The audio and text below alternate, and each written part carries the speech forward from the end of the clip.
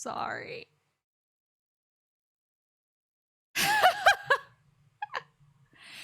After everything I said, after my great big introduction, and nobody could hear anything. Am I too loud? I have a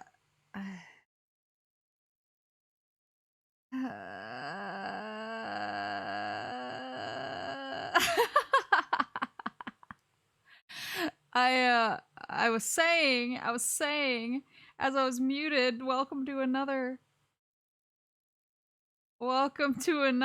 unscheduled, unplanned magic stream.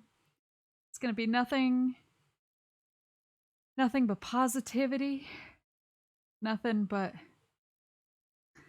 happiness, no gamer rage. I'm not gonna tell anybody to F off, and I'm not gonna get mad. We're just happy. We're happy and good and having a good we're having a good Sunday. Cause this isn't Luigi's Mansion, so there's no reason to get mad. No, in fact, Magic is not the only trading card game I've played. I'm more of a Weiss player. I'm actually super new to Magic, which is why I need help. I've actually won. I've played 2 ranked games since I streamed last time.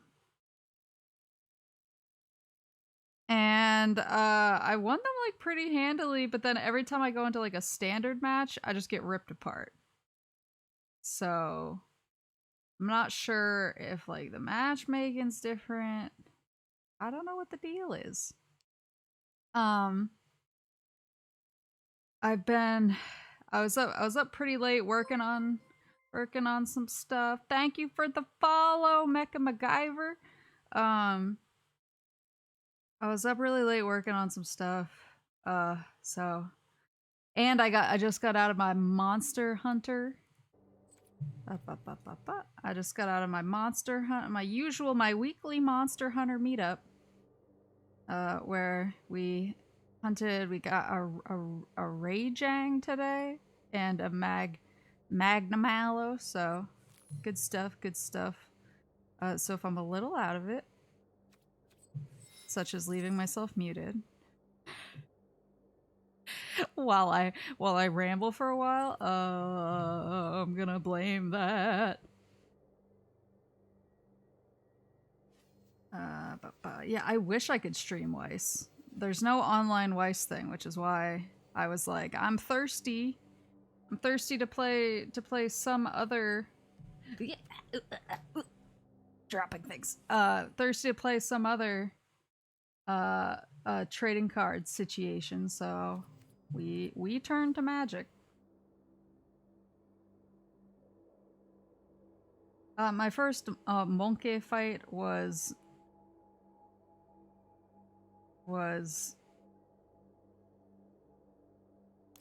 interesting. I didn't die. I will say that much. Other people died, but it was good. He's an angry boy. He really unloads on you. What was I gonna say? I had a whole list of things I wanted to say, and then when I muted myself at the beginning, they all fell out of my head. I haven't posted my schedule for this next week yet, but I'm gonna pop that up at the end of the stream, so you guys will be the first ones to see the oh, these all have different music behind him. Oh, see the schedule and the special surprise that I have on Friday.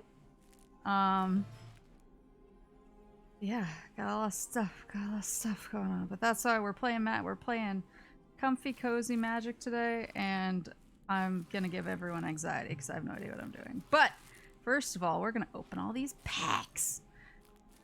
I also unlocked a bunch of decks through doing the daily quest thing, so I have a bunch more cards from those too. Yeah, Rajang, I don't know how to say his name, but he was a mean boy.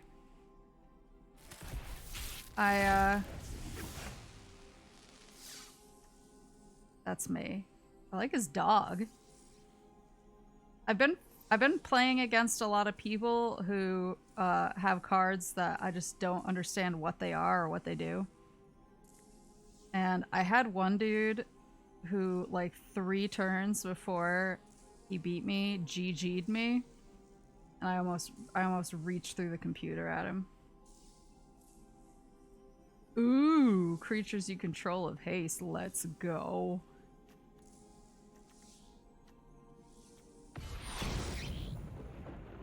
Oh, okay. Is that good? Rajang. I always call him Goku because he goes Super Saiyan.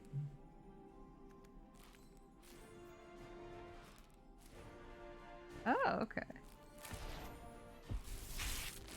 Whoosh!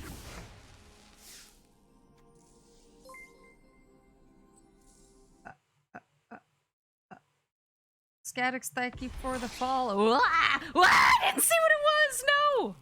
Okay, that was my bad. That was my bad. We'll figure it out. We'll see what it was. When I...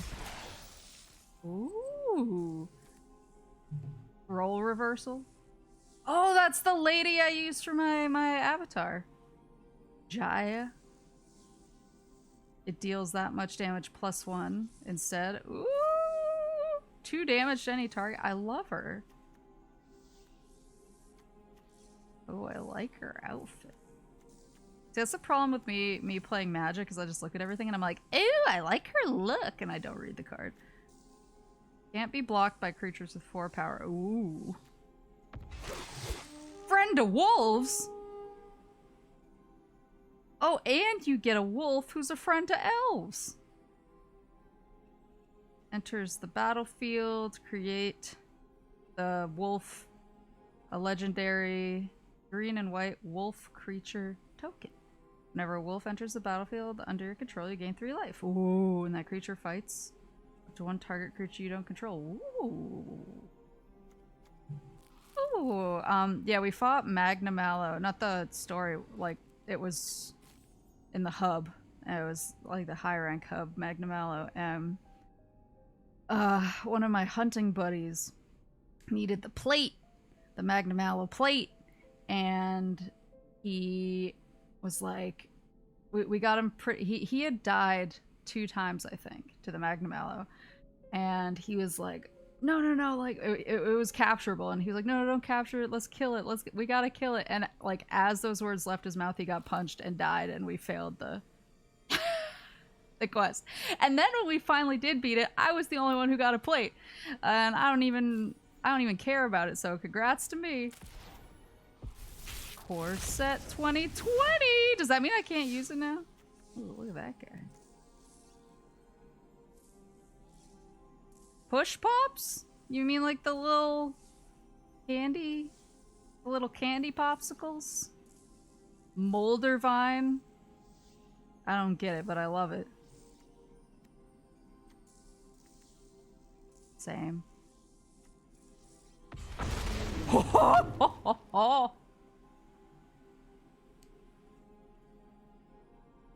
Ma, I just love that his title's Ma of Flames.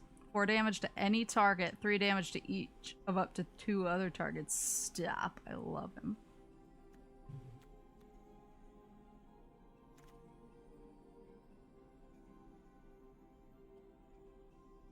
Oh. Oh. Let's see. Hi, Kime!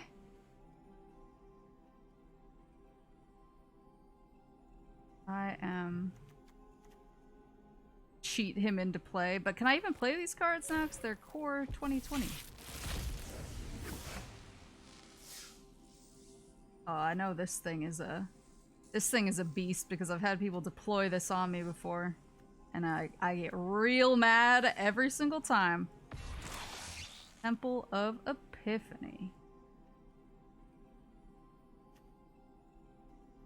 I think I'm getting good cards. I don't know. We're gonna find out once people help me build a deck, because I can't be trusted to build my own deck. Leafkin Druid. The second I try to build a deck by myself, we'll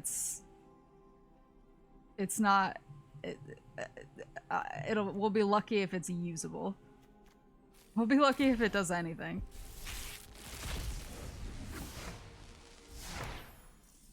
Magic is weird. That's true. Wolf Rider's Saddle. I want to be a Wolf Rider. Novice Pyromancer. Legion's End. Exile target creature an opponent controls with mana value 2 or less, and all other creatures that player controls with the same name as that creature. Then that player reveals their hand and exiles all cards with that name. Oh, yeesh!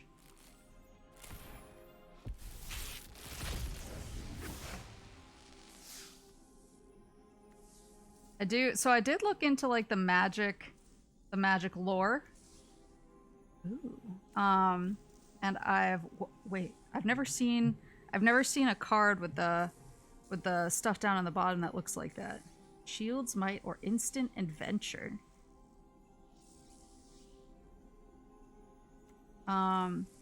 So I did look into the magic lore. The older books are not available at my library, nor are they. Ooh. Ooh. Okay. Nor are they available in ebook for my library, so I'll figure out a way. But I did get the downloadable versions, the ebook versions of all the lore that they posted on their site, like all the character stories and stuff like that. I got those. Oh, so I'm excited.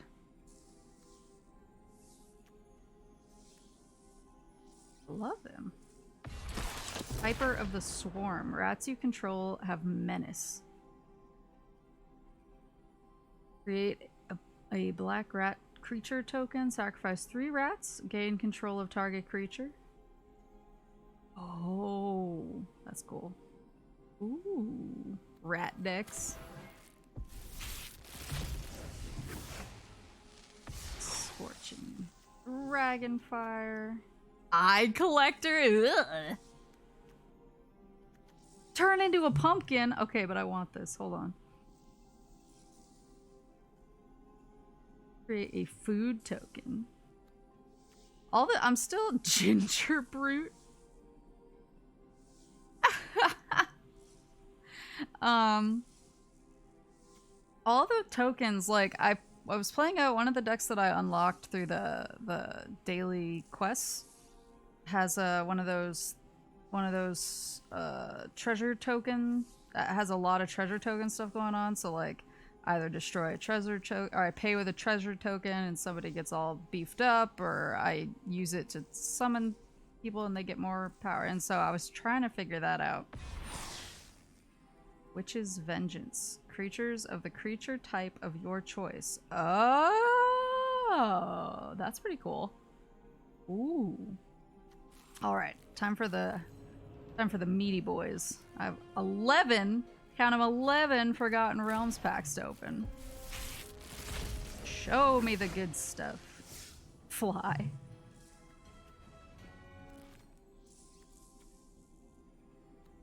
Oh, more equipment. Oh, a dungeon. We got a dungeon. Yawning Portal. Oh, so cool. You get to enter the first room of a dungeon. You get to pick the dungeon. I'm sure I asked that last time, but I can't remember. Oh, the D20 ones too. Another dungeon. Venture into the dungeon. So I have a weird question. For people who play meat space magic, when you get these cards where it says Oh, I think I just mentally answered my question. Does the dungeon cards just sort of sit on the outside of the table? And then when you play this card, then you pull it in? Or is the dungeon card... Okay. That's cool. The Empire Spawn.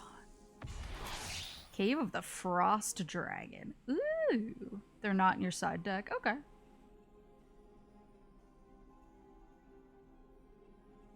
If you control 2 or more other lands, enters the battlefield tapped. Add some stuff. Cave of the Frost Dragon becomes a white dragon creature with flying until the end of the turn. It's still a land. I fought one of those decks the other day. Somebody was whooping my butt with a swamp. Well, I think I actually beat her in the end. I was feeling pretty good about it. But the swamp just kept coming out and swinging on me, and I was like, how am I fighting a whole swamp? How does that work? Did you ever do a physical box opening? Maybe if I wanted to get into physical Magic. I definitely, so I'm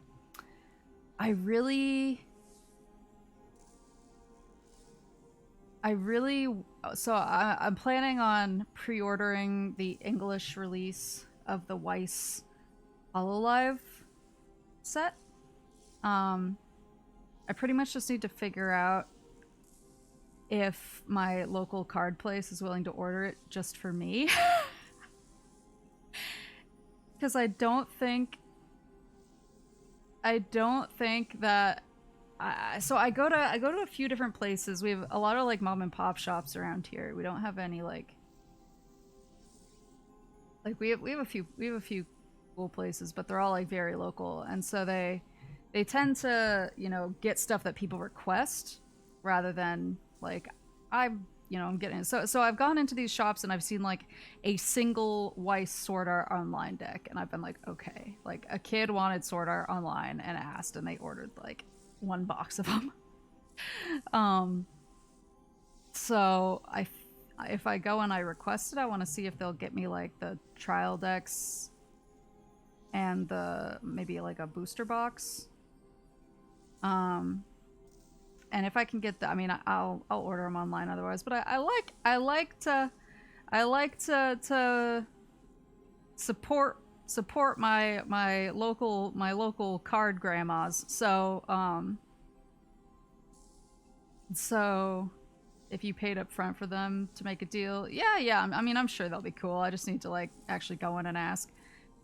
Because a lot of them don't have websites, or if they have websites, they are all in like Comic Sans and have no way to actually contact them.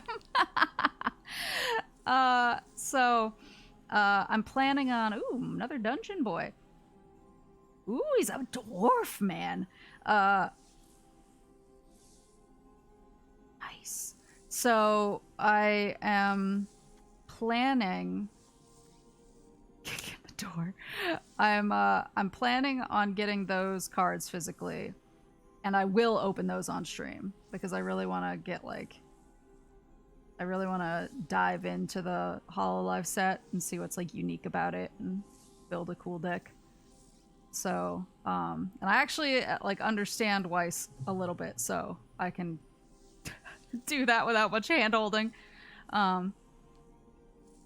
So yeah, so I will eventually do a physical box opening of HoloLive Weiss cards. But yeah, Magic, I mean, I'm currently sitting next to six Magic decks that I got in the mail.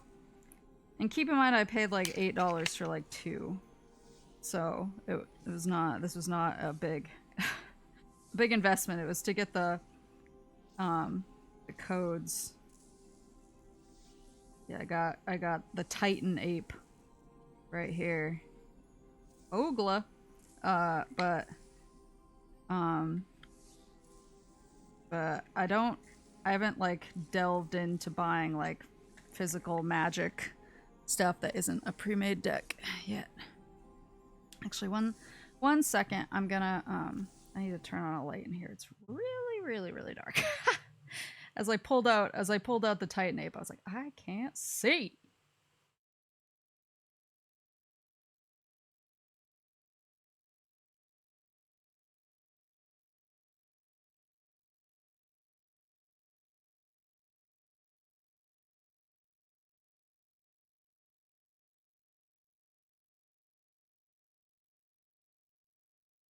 Okay, there we go. Tasha's hideout. What were you? Come back. I need to stop clicking. The Grim Constables. Yeah, I want to do a big deck opening, or a big like box opening, but it's just to see how many Stern Constables I can get. What set's he in? Tasha's hideous laughter. I thought it said hideout. I'll go take a look at it. Split the party. More equipments. Hoarding ogre. Eye of Vecna. When it enters a battlefield, you draw a card and you lose 2 life. Beginning of your upkeep, you may pay 2. If you do, draw a card and you lose 2 life.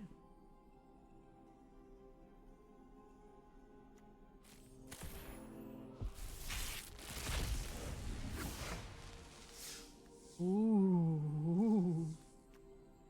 The Reclusive Painter. I think this is in one of the decks that it gave me. So I think this is the one that I was using with the treasure tokens, and I was trying to more of the dwarf clan. Oh, rare wild card. Okay.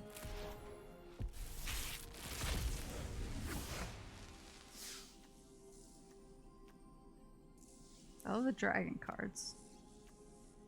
Genius Smith. The Blackstaff of Waterdeep. I choose not to untap during your untap step. Another target artifact you control becomes a artifact 4/4 artifact creature for as long as it remains tapped. Oh. I'm still like trying to What was... Oh, did that fill up? It just turned red. The painter's good, eh? Uh-huh. The thing I'm still trying to figure out is... Another dungeon. The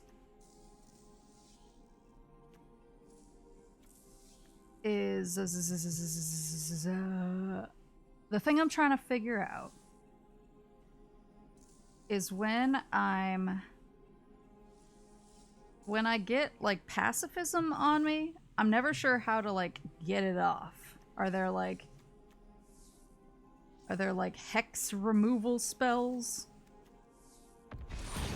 Oh. Okay. Another mythic wild card.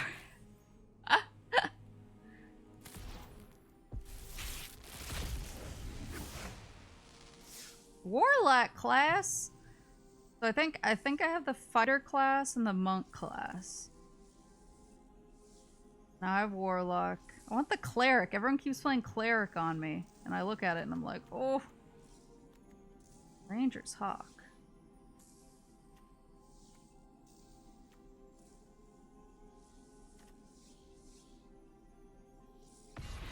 Triumphant adventurer. He's death touch, and as long as it's your turn, he has first strike. Okay. Okay. And he has a dungeon. He brings a whole dungeon with him. Look at this guy.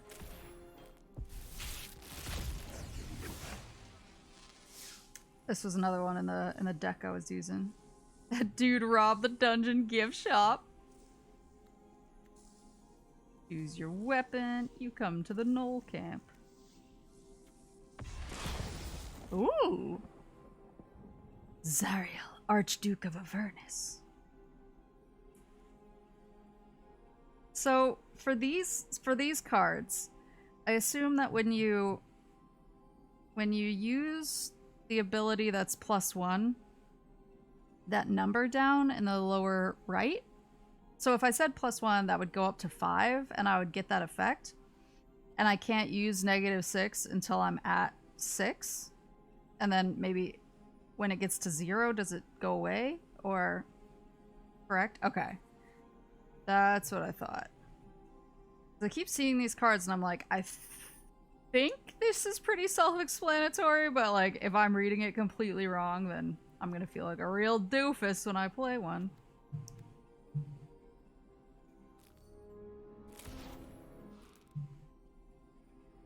Oh. Cleric class! Woo! We got it! Thank you. That's what I wanted. If you would gain life, you gain that much life +1 instead. Hell yeah, that's what we like to hear. Whenever you gain life, put a +1/+1 counter on a target creature you control. Oh, my, what's his face? My hallowed priest. He's gonna be...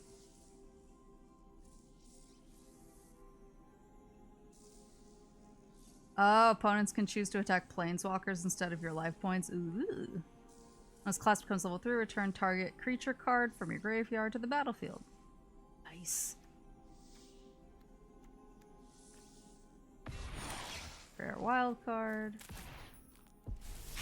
Whoosh. Barbarian class. Roll 1 more or more dice. Instead, roll that many dice +1. Woo, and ignore the lowest roll. Woohoo! That's a nice DM.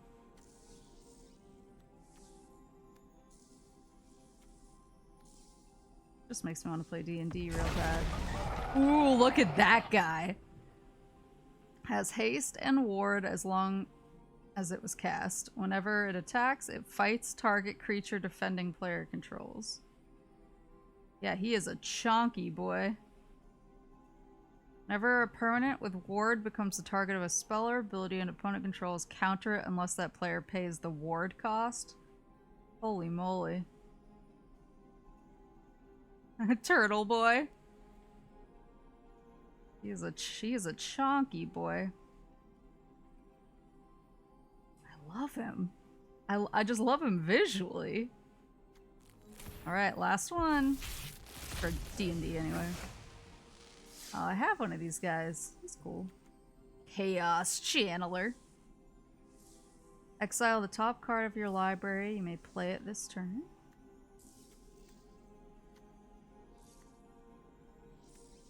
Cone of Cold.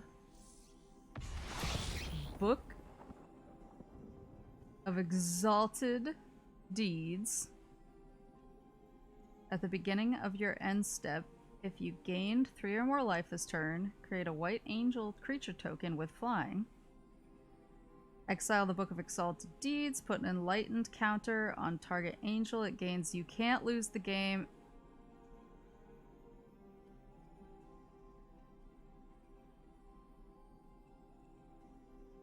What?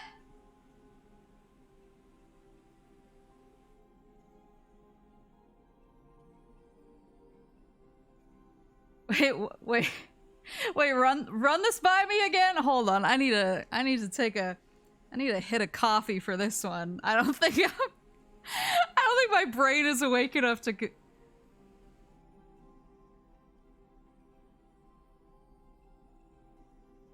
if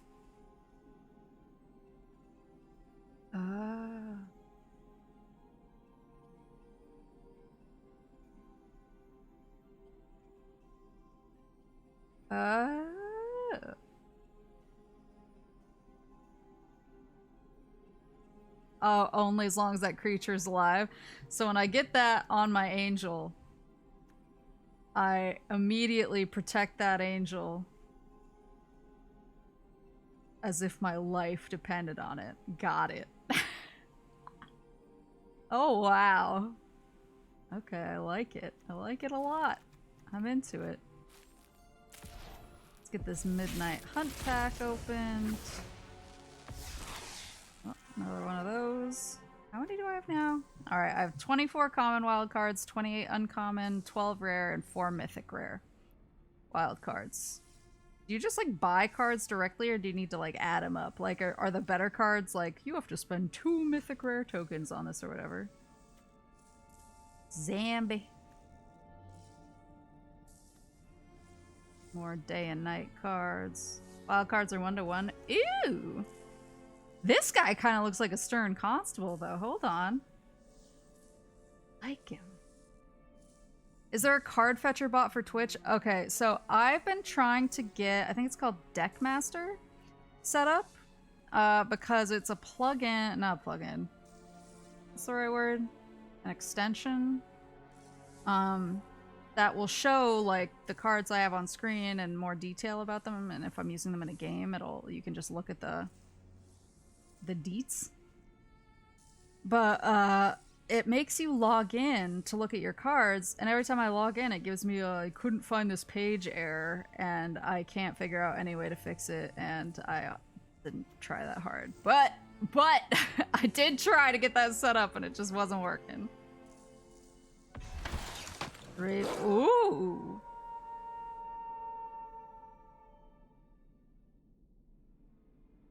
Graveyard Trespasser. Graveyard Glutton, that's me.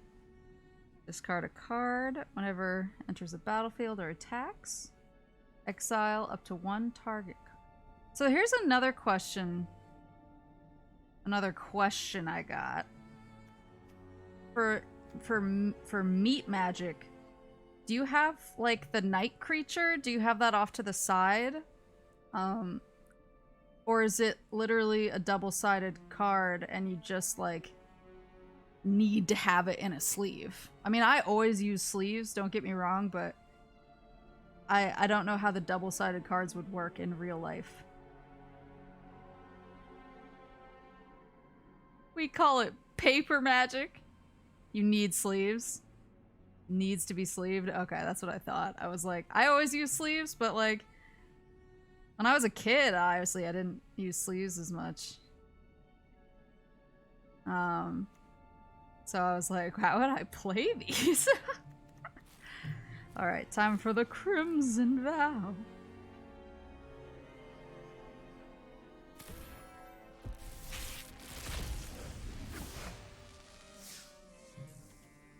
Ooh, he hatches. Take him out and flip him.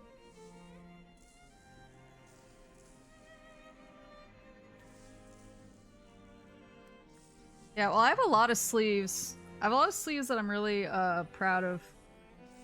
For my Fate deck, for my Fate Zero deck in Weiss, I actually have like saber sleeves, so it's very, very thematic.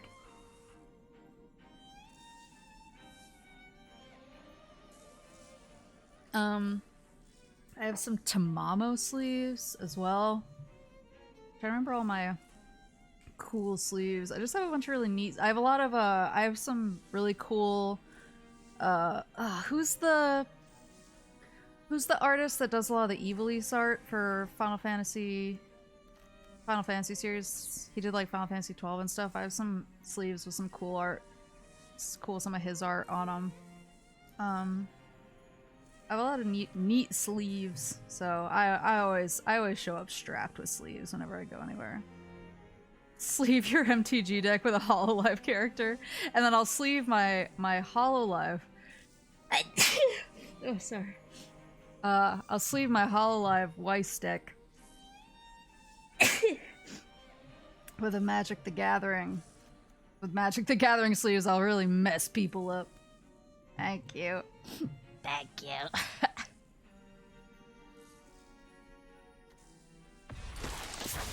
Tormented Prophet. Fate sleeves one. I think the Weiss cards are standard card size. It was Vanguard.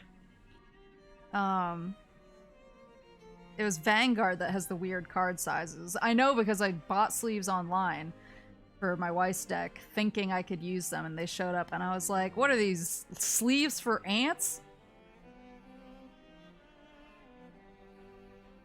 You would draw a card, exile the top 2 cards to your library. Instead, you may play those cards this turn. Ooh! Ooh!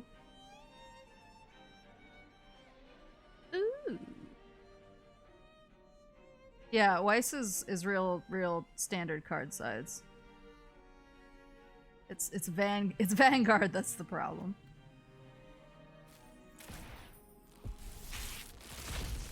Is it a mono? It's the... It's... Let me... Now I want to look it up. Now it's gonna bug me. Final Fantasy 12 artist. Yoshida. He's, he did Bravely Default as well. Whenever a human you control dies, draw a card. Yeah, Yoshida. End the festivities!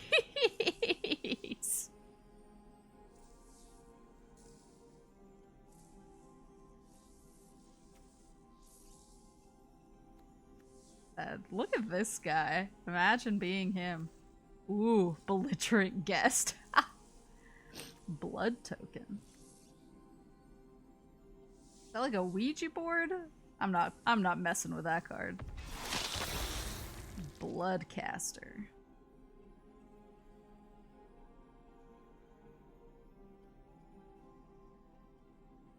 Whenever she or another non-token creature you control dies, create a blood token. Whenever you create a blood token, you control 5 or more blood tokens, transform her, and then she becomes flying at the beginning of combat on your turn. Up to 1 target blood token you control becomes a bat with flying and haste. Oh. She looks so happy. I'm happy for her.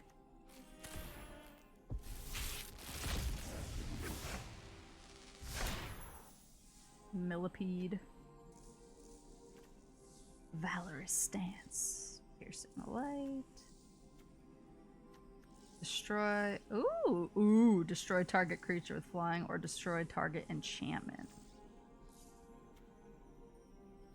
I love this art so much. You guys, okay, this is gonna be like a really one of those like girl go read a book and figure it out yourself questions. But like, is there any like game that you guys would suggest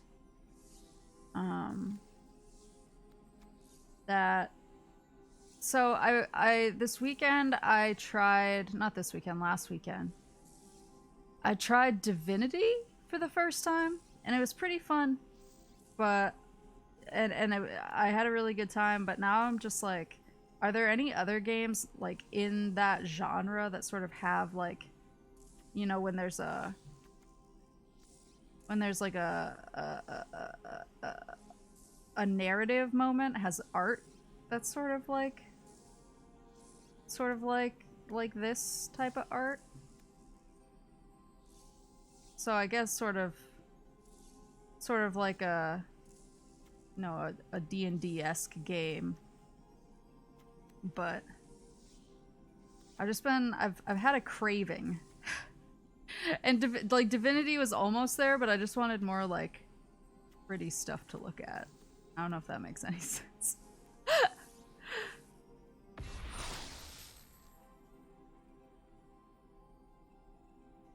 Cleave. What? Oh, you may cast a spell for its cleave cost. If you do, remove the words in square brackets. Oh, that's cool. Darkest Dungeon? Okay. That's been on my list, I just haven't, like... have not pulled the trigger. Last one! Gluttonous guest.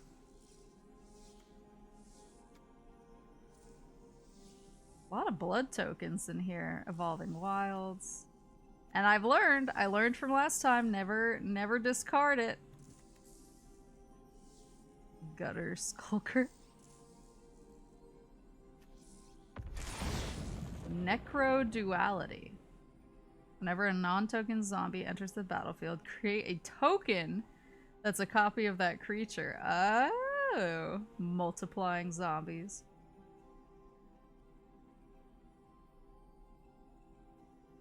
Huh.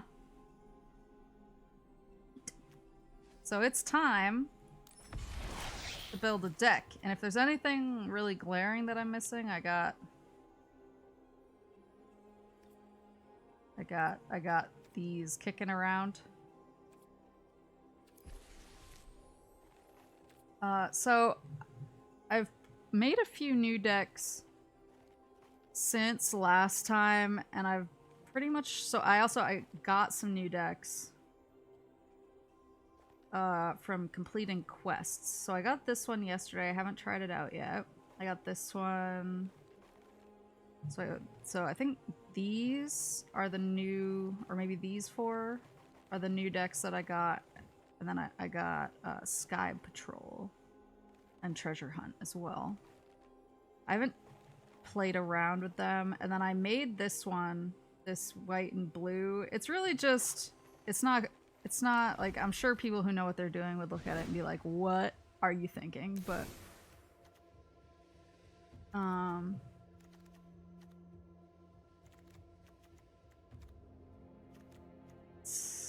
I mean, I just sort of put stuff in here. I sort of put a lot of what was in the white starter deck, and then I added some of the white, and mostly white. Really just white. White with like a touch of blue. How do I? But I was just sort of messing around, but I want to make, I don't know how what the best way. Standard? Should I be doing it standard or traditional standard? Standard. I don't know what the best way is. I wanted to try and find a, I don't know, some sort of program where I could catalog all the cards that I'd drawn. So that it was easier for people to actually see what I had. But so far I'm really enjoying white. Traditional is best of 3. Sideboard of 15 cards. Okay. Got it. I'm really enjoying white. I'm starting to slowly understand blue, I think. I like green. I'm still struggling with red and black. Like, when black works for me, it really works for me, but when I don't get, like, a foothold, I explode. And red, I'm just an idiot. I don't know what's going on. I don't know what's going on. These are... So is this just, like, not elemental, basically?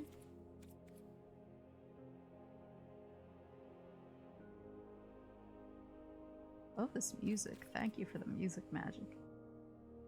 All in aggro. See, all in aggro sounds like me. It's just whenever I play it, I'm just like, I don't understand.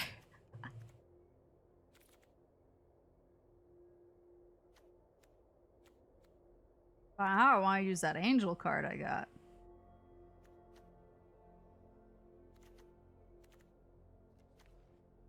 Can I filter by it's an angel?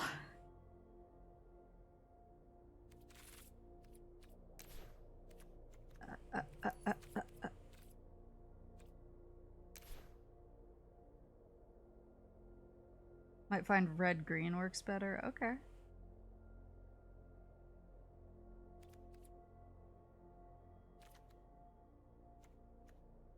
So if I have a class card, whoa. Oh, it just automatically adds. That's cool. Where'd that angel go? What if I just make an angel deck?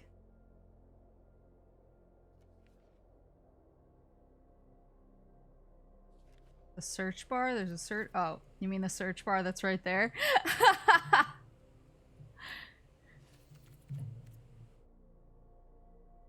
What's white? Can you send me a white weenies deck list?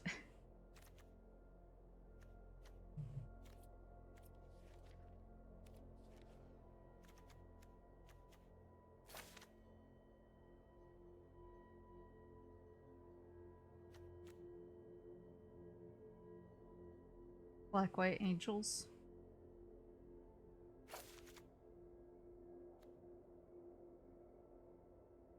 Indestructible. That's where I have... Yeah, I was gonna say, okay, here we go. Oh no, it's another creature. Whenever one or more creatures you control, they gain indestructible.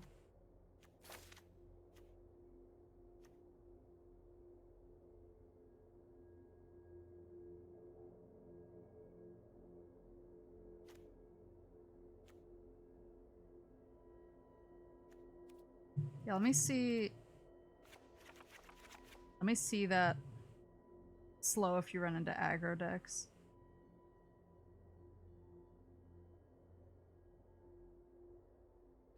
Let me pop up the Discord real fast.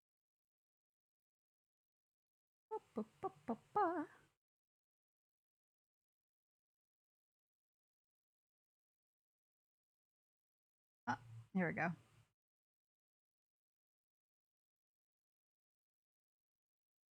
I like that it shows the cost of the card. Wait, so if I click on buy from Card Kingdom at the bottom, will it basically just like add... Will it just add like all of my... basically the whole deck to my cart or something? That's kind of cool actually.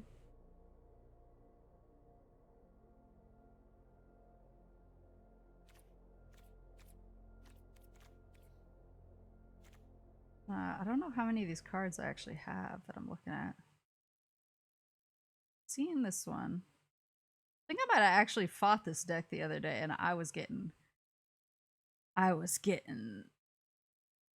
spicy. I was like, come out and fight me, coward.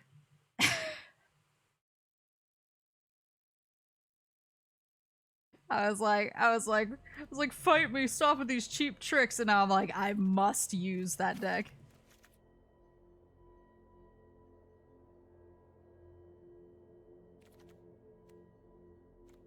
Angel. Make an angel deck. Let's just see what happens here.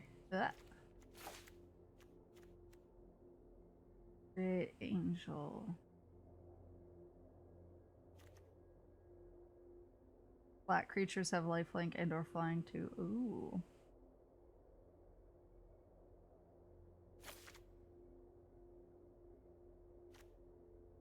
Whenever angel or cleric enters the battlefield, you gain life equal to that creature's toughness.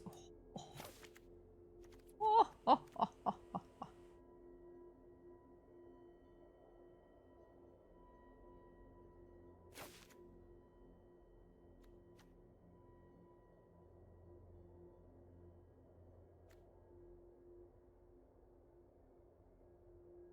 Printed all the way back to the beginning of Magic. That's really cool.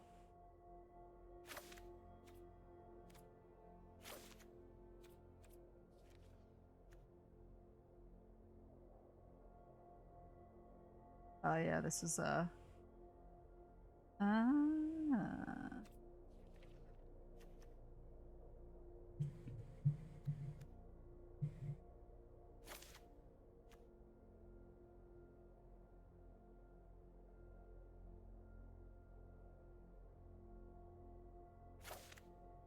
have no idea how this is gonna work.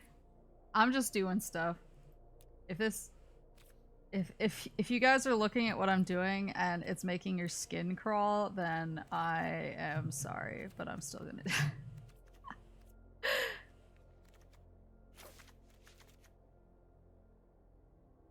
it. So they said angels and clerics. Let's see how many other clerics I have.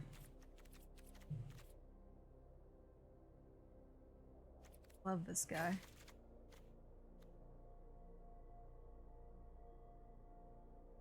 But yeah, like, do you guys know of any,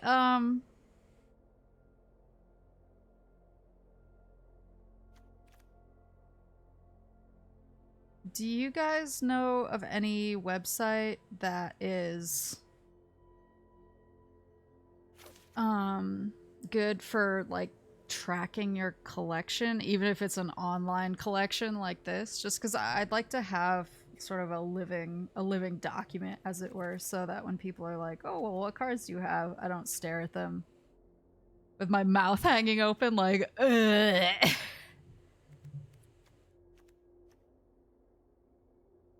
Luminarch. Oh, yeah, she was in a deck. I want more of her. She's one of the golden boys.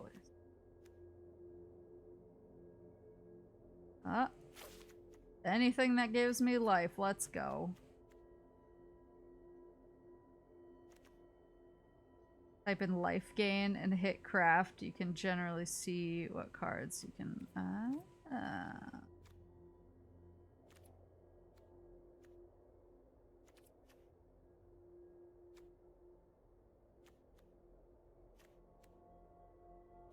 It's already in my deck, yeah.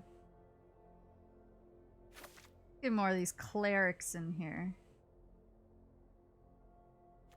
Splash black. Early game removal, more life gain stuff. That makes sense.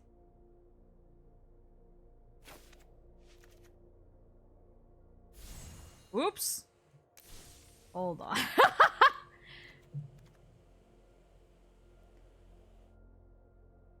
Let me... Life gain?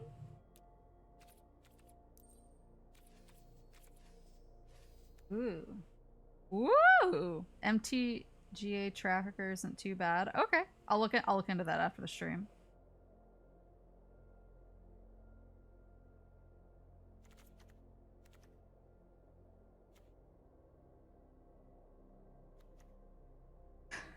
Oh no.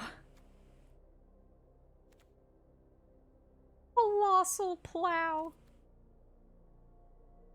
Wait, what's the difference? Oh, they're from different sets, I guess? Oh, I have revitalized already. Don't, no, calm down, calm down.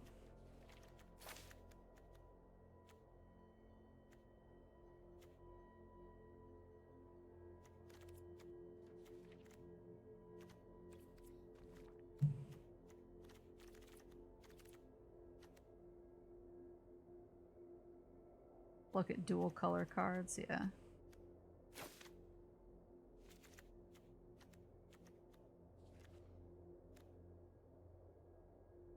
Ooh. I just love the cards where it's like, when you gain life, beef this guy up.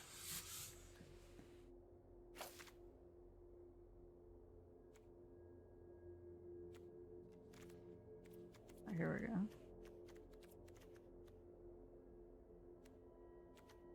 Yeah. Let me stick with mono for now, just because I'm a baby and I'm scared. But once I like mess around with this, whenever a creature with power 2 or less, you gain 1 life and draw a card.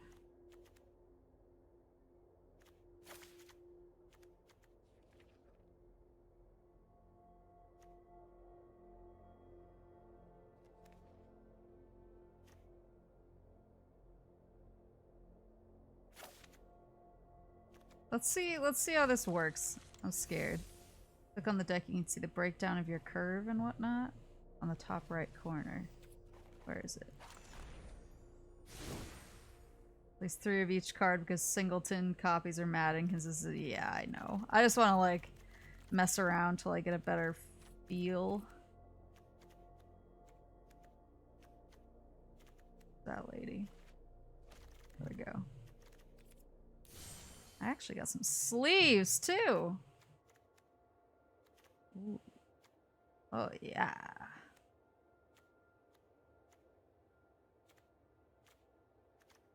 I like the elephant guy.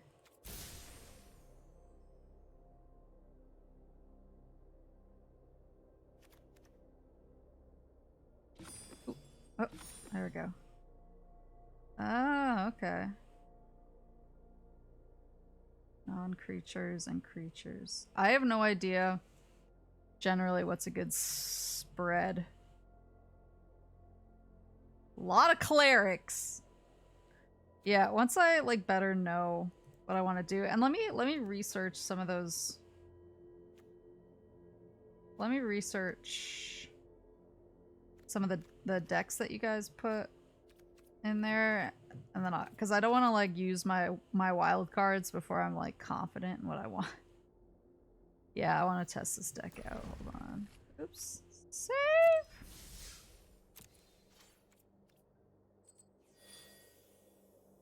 Wait, look at that shark, dude. Hold on. No, no, calm down. Just, I want to see the shark. Bring him back. Oh my god, why does he have arms? He's perfect.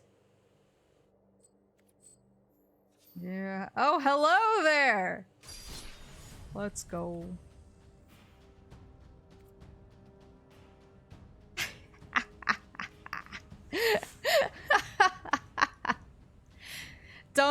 Don't use a crazy deck. Use your most. Let's see. There you go.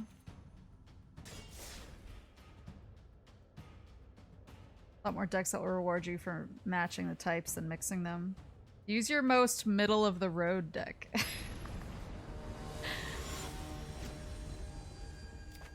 The Vampire Man.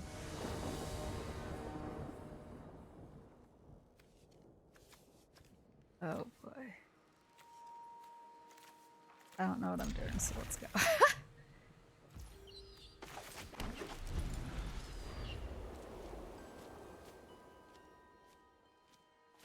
Hello! Oops.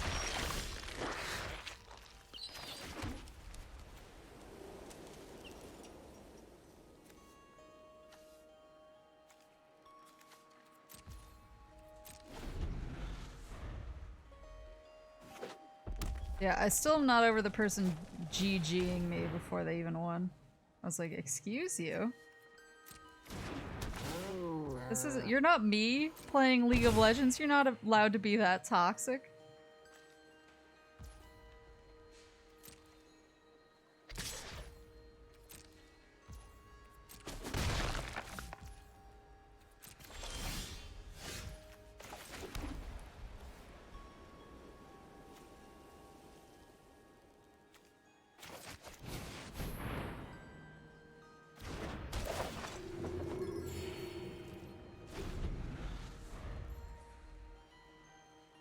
Are there? I mean, it wasn't at the start though. It was like 3 turns before he demolished me. It was definitely, he was trying to, he was psyching me out. He knew what he was doing.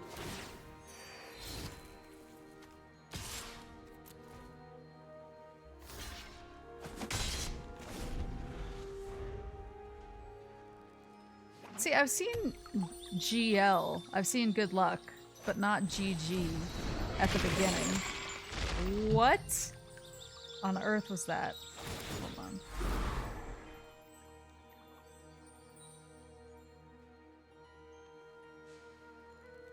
Wait, what am I doing when each opponent just didn't discard a non-land card loses 3 life?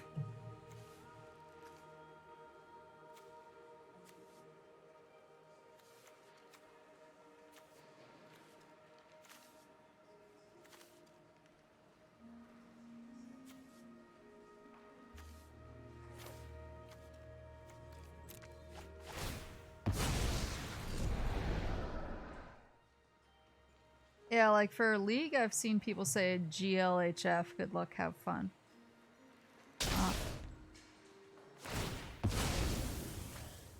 But I haven't... No! But I haven't seen, I haven't seen GG at the beginning unless someone was, you know, being a douche.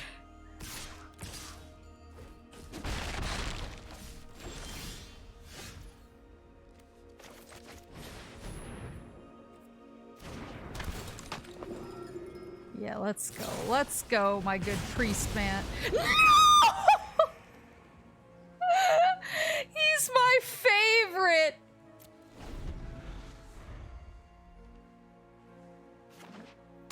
Some games swear filter change any line with profanity to GLHF.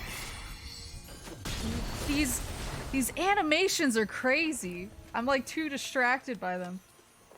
I never rankled. Master of pranks.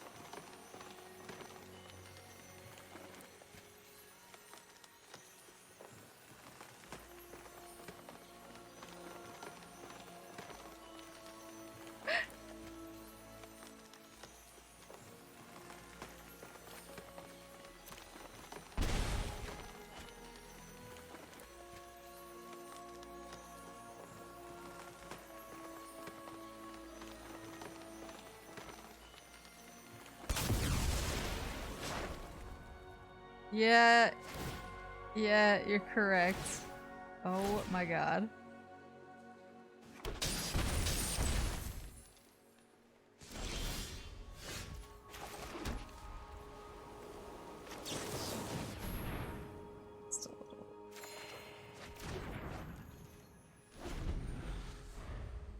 Just a little boost.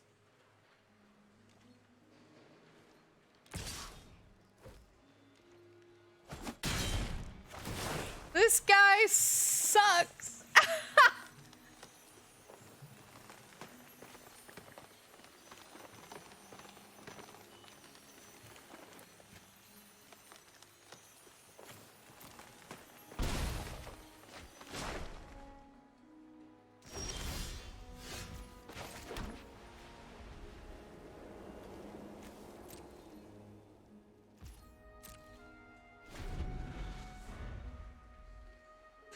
I guess a good game to like the type of game I was talking about earlier with wanting like some D&D elements but also nice art. I think a good example of that is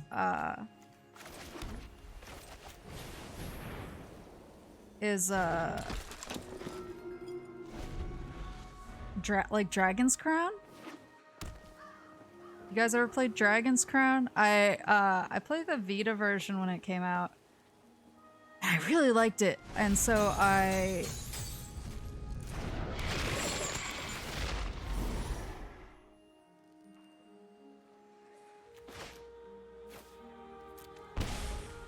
Oh no!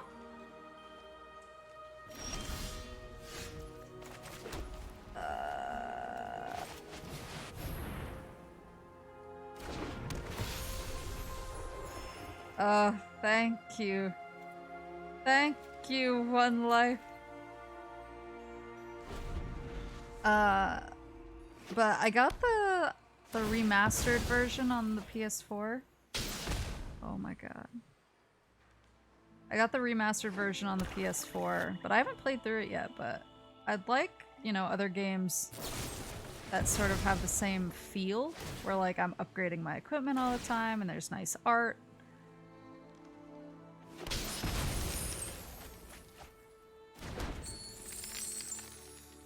That's sort of the vibe I've been feeling lately.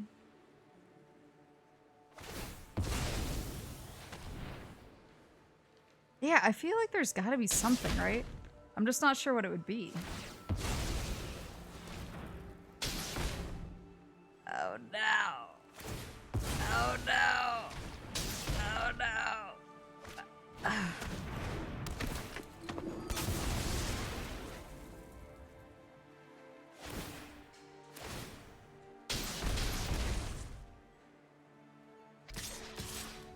Yeah, Voice of Cards might be a good one. Rankle, I swear. I swear, Rankle. That seems about right. All right, let me look at this deck list. Don't oof me. You all know I'm bad. It's not a secret.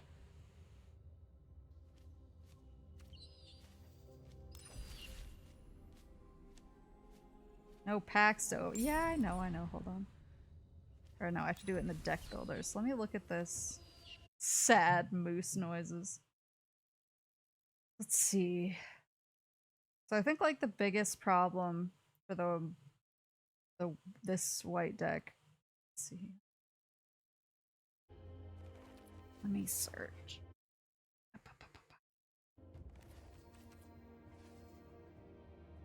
Grandmaster. Oh, I need to. The oof is for sympathy. I do. Yeah, feel bad for me. Craft. This guy. It needs 4 of this guy, but he's a mythic. So that would take all my tokens. All my mythic tokens. Oof, sympathetic.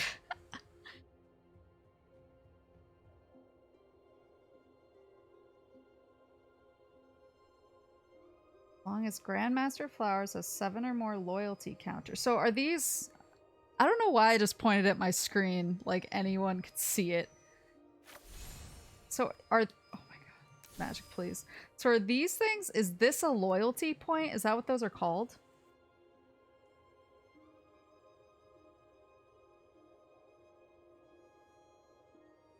Okay. When he has 7 or more loyalty counters. Yeah, I just literally like pointed at I was like, "Hey guys, is this a loyalty counter?" And then I was like, "No one can see that."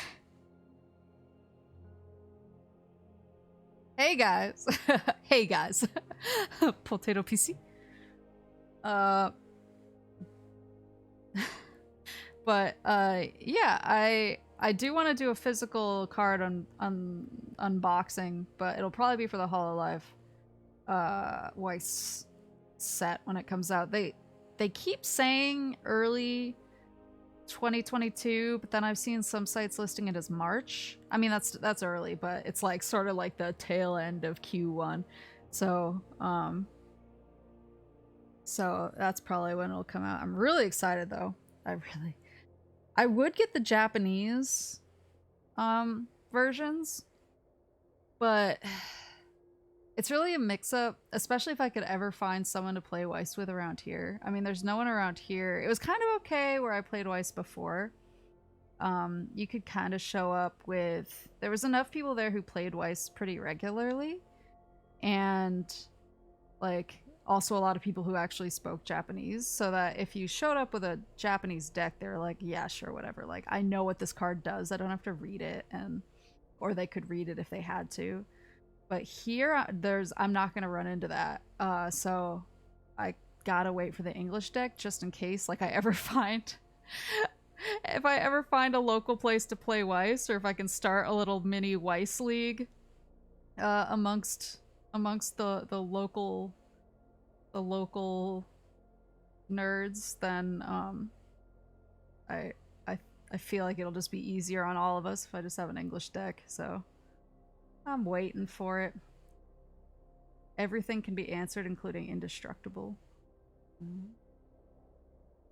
I just really love the vibe of all the Magic cards. I mean, all the art is gorgeous, of course, but like, now that I have the lore downloaded, I'm like,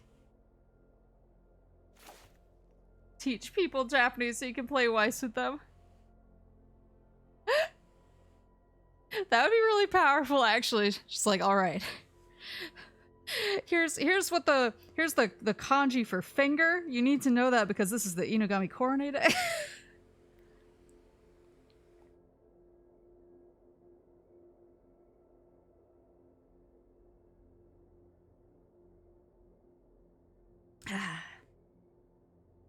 Yeah, let me write down, screenshot this so that I don't have to keep going back and forth.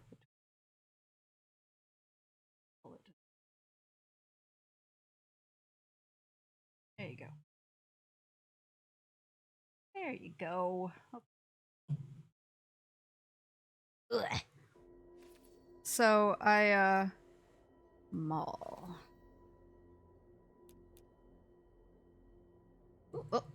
Mall. Sky.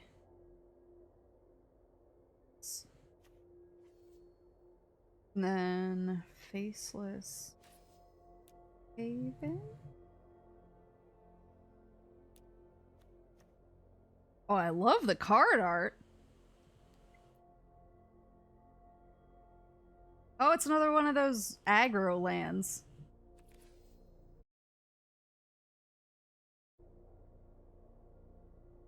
Used and cut out the translations in the site and slipped them into the sleeves. That's smart. That's really smart.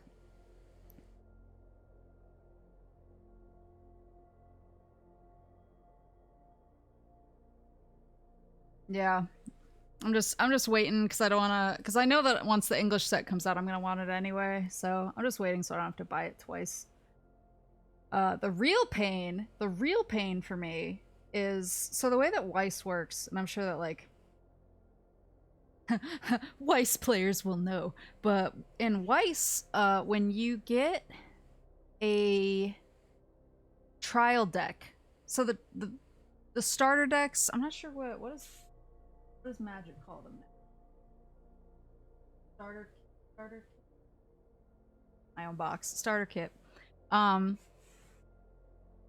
But they're called trial decks in Weiss, just whatever the, you know, basic starter decks are. And in each trial deck, you have a chance of getting a gold signed card. And that's sort of the big special thing. It's not in every trial deck. It's only, I think it's one trial deck per box of trial decks. So if you get a box of trial decks, you're guaranteed to get one gold signature card. And it's usually like the voice actor or voice actress for the character on the card will like sign the card as that character. And so because it's a creature, that's cool. So that's sort of the big special thing that you get. But in some trial decks, sometimes there can be multiple characters that can have a gold signature card. And I'm really nervous because the trial decks for the Hololive set they're separated by gen. So it's a lot of trial decks, first of all. Because you have one for each gen, you have one through 5, you have gamers. Let me pull it up. I don't think they have EN in there yet. But Lunark veteran. So I'm really nervous because I obviously really, really want a signed Koro-san card. But I'm really nervous that even if I was a crazy person and got the trial box, because it's separated by gen and there's obviously multiple girls in each gen, even if I got a gamer's box of trial decks, like I feel like this gold signed card has a chance to be somebody else. Like with like the Fate decks, if you got a whole box of Fate 0 trial decks, you knew you were getting the gold signed saber somewhere in there. But with this one, I'm not sure how the gold signatures are going to work. So I'm like, I don't know. I'm stressed. I'm like, I mean, I would still obviously celebrate an Okayu gold signature, obviously. And I would also love a Mio or a Fubuki gold signature. I would never complain. But I want my Oshi's gold signature card. I'm like, how many trial boxes must I suffer through? Banned. I have one of the gold signed sabers, and then I have a gold signed Madoka, I think. That one I actually got out of a trial deck. Whenever another creature enters the battlefield under your control, you gain 1 life. Whenever another... Wait, what's disturb? Oh, you may cast this card from your graveyard, transformed for its disturb cost. Whenever another creature you control leaves the battlefield, gain 1 life. Would be put into a graveyard from anywhere, exile it instead.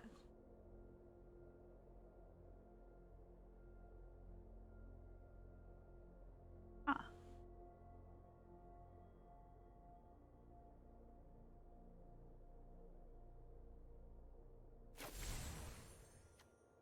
$25 of these bad boys.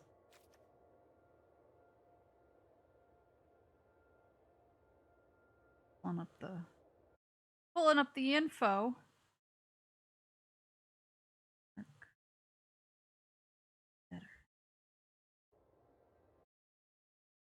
Oh, it has flying? Yeah.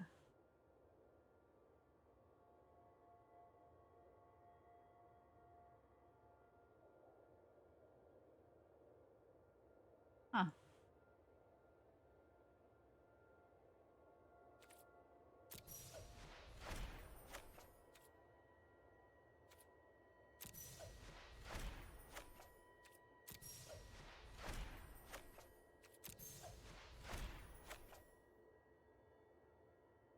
Alright, we got 4. Whoa!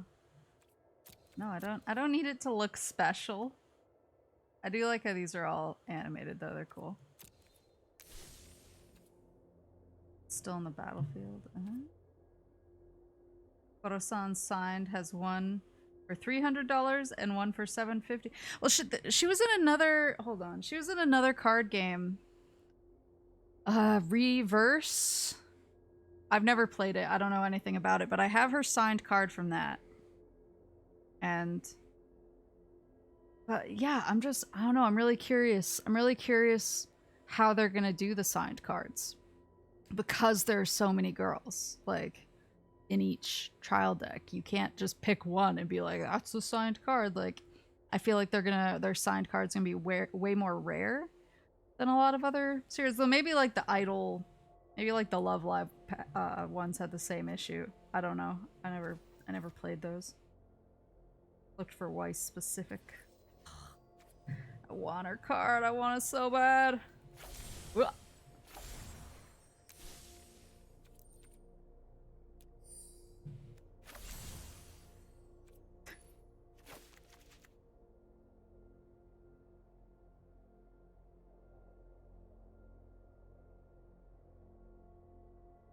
Yeah, the Madoka cards are pretty fun. I like how all the girls played super differently. I'm still looking at this.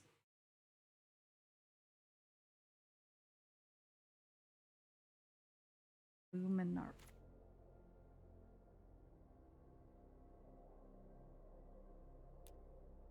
Oh yeah, her.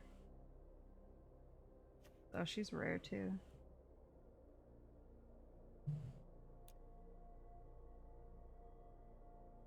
Wait.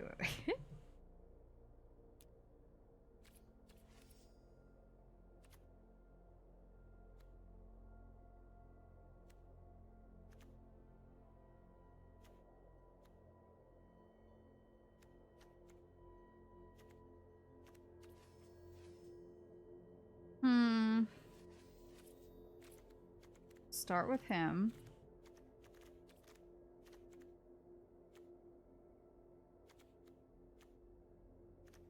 Yeah, it's just the only problem is that, yeah, I only have so many of these. I'm trying to all of the sky. What's Faceless Haven? What's where's my I need more than one monitor. Faceless.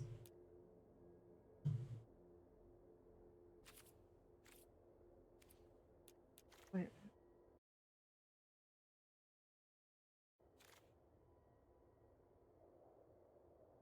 Haven?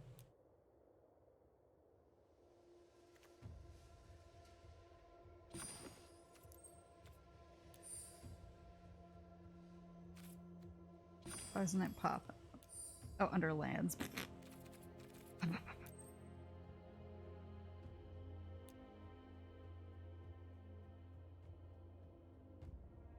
Wait.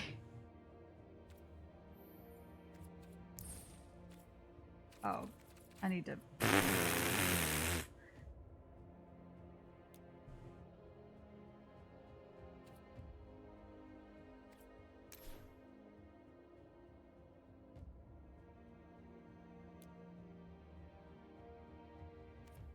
There it is. Oh, I was like, what is going on? Okay, that's. Jeez. Interface is kind of complex, yeah. Not from a snows. Not legal. That's fine. Shout outs to illegalness.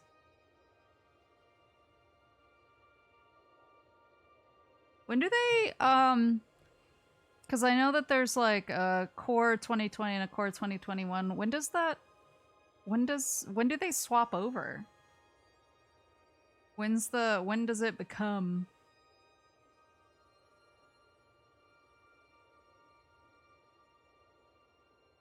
When does it become a core 2022? When do they release that? Is it early?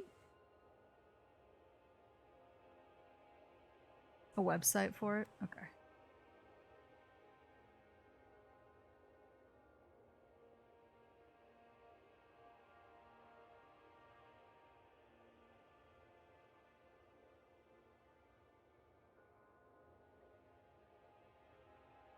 Snow source.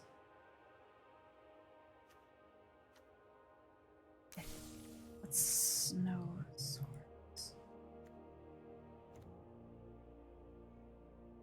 Snow lands your opponent's control under the battlefield tap. Non-creature spells your opponent's cast. Ooh.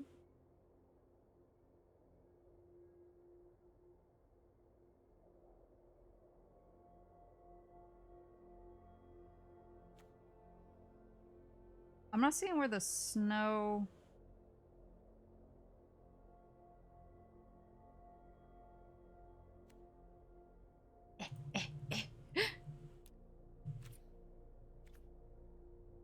Yes, so the little... so on the Faceless Haven card... Sorry if this is like a baby question. But the... There are lands that say snow on them and they make snow mana? Okay.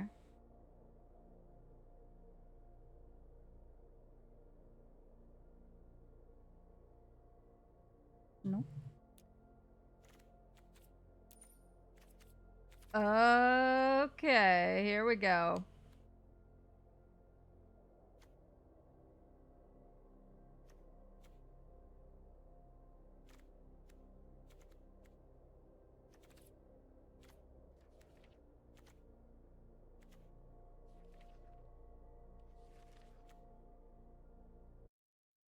So, yeah, snow-covered plains is on the list. So pretty. What is the deal? Oh, I see. They're like, wait, what are? Ow, what are they?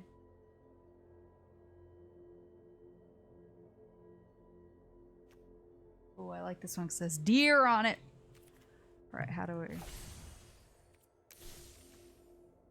Just give it to me. I want.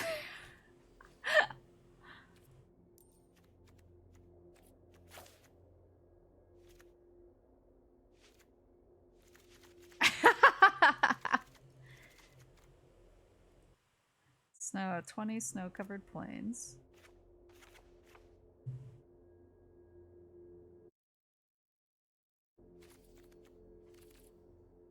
I kind of want Faceless Haven. I just think it's cool.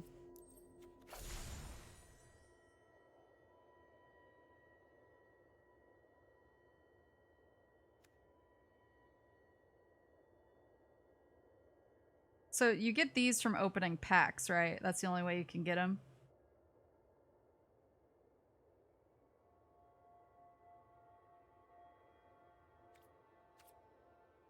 Can't just be like, please, sir, give me a rare thingy card.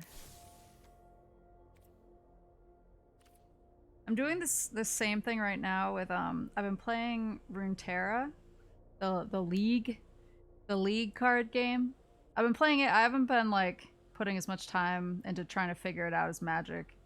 And I think part of that is at least at, you know, I think there's a lower threshold to get over when you get into Runeterra. Like, I have quite a few of the starter decks they give you through quests. And I've already unlocked a lot of just like straight up cards through doing quests and leveling up and all that. But I feel like even when I go into a match with a pretty starter deck, I still feel pretty evenly matched with whoever I'm against. I usually feel like I got legitimately outplayed. And like I'm not just a baby with a deck for babies, but I'm doing the same thing, or I'm like making a list. I'm like, okay, here's all the cards I want, and here's all the points and wild cards and whatever that I need to buy all them. So I just have like spreadsheets on spreadsheets. So I need to do this for Magic now. Gotta do it for Magic. I want this guy. Okay, let me do a quick add up of too many windows open right now. Getting too many windows. So Faceless Haven is rare. Rare times 4. That's how they get you. Yeah, you're right. Mythic times 4 because of that flower dude. Maul of the Sky Claves. No, there you go. That's also rare. That's 2. So up to 6 rare. I have the Snow Legion. Monk of the Open Hand. That uncommon? Is that what that is? Yeah. Okay, so 3 uncommon. And Usher the Fallen is 4 more uncommon, so 7 uncommon.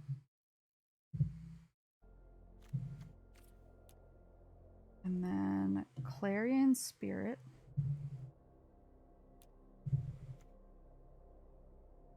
is 4 more uncommon. And Loyal Warhound, rare. So 4 rare and 4 uncommon. Up to 11 uncommon. And 10 rare.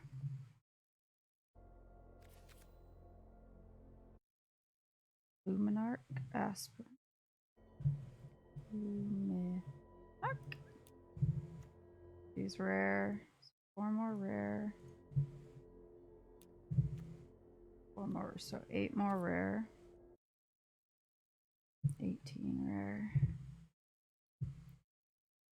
Raiding. Rare. 2 more rare and Sky Clave. Oh, I already have 1. So 5 more rare total.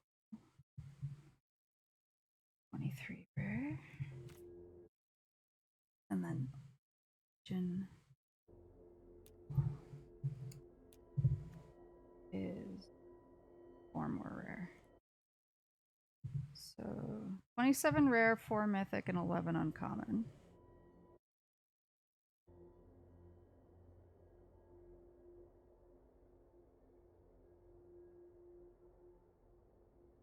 Ooh, okay, let me go look at your card list.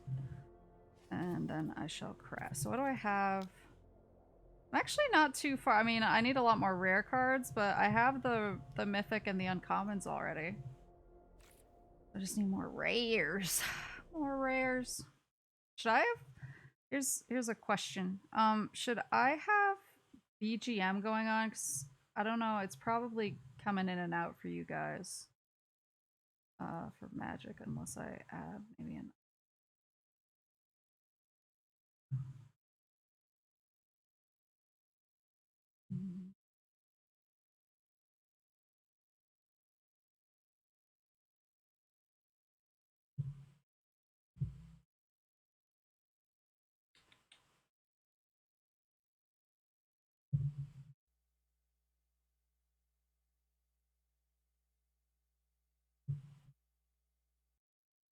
Because So yeah, I know it's kind of coming in. Budget one. Oh, okay. I need like some magic specific BGM. But I like the BGM for the most part when I'm like in a game. Yeah, let me pull up the. There we go. All right, let me screenshot this. Pull it down here, and we are gonna recalculate. Ugh. We're gonna recalculate what I need. So I have the Lunarch veterans already. Traveling minister.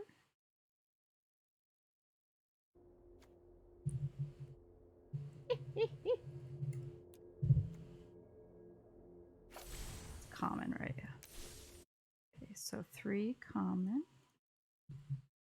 Common, uncommon, rare, mythic. So 3.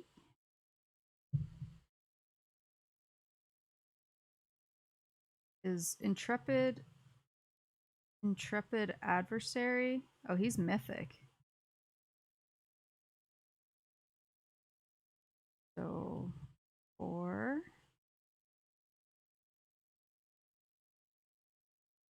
Skyclave cleric. I already have a few. I have at least one of him. Just type in cleric. Where are ya? There you are.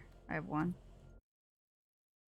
He's uncommon, so 3 of those.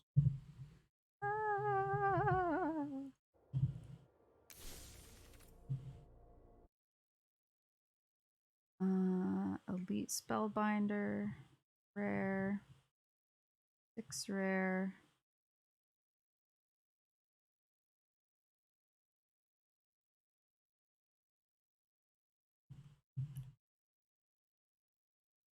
Legion Angel, 11 rare,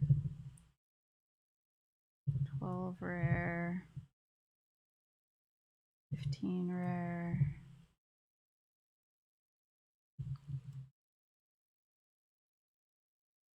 17 rare.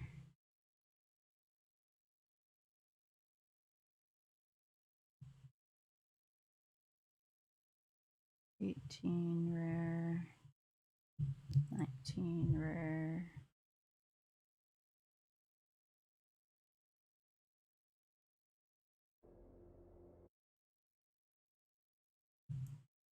Read what Intrepid does.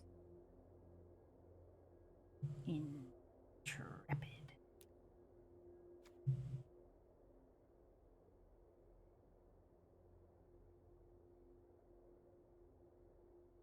Make like a GPS and recalculate. When a intrepid adversary enters the battlefield, you may pay any number of times. When you pay this cost 1 or more times, put that many valor counters on him. Ooh. Creatures you control. Okay. Oh my god. Ooh, I like him. And he has lifelink. Woo! Woo!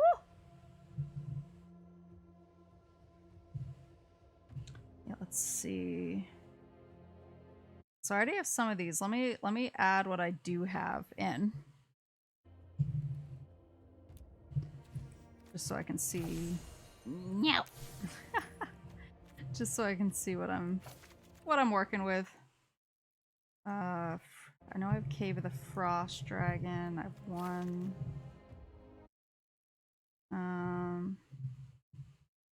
Minister. Nope. Right. I know I have the Valkyrie, I think. Righteous. 1. Portable hole. I have 2. Fateful. No.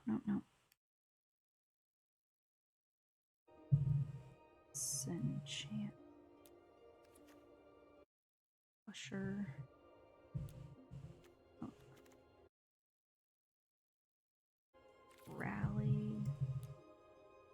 No. Archon. Legion. Doomscar. Nope. Okay, I don't have any of those. But I'm halfway there. Got half the cards in here in the mix. It's not bad. It's something to work towards. Craft the ministers. Okay. Got it.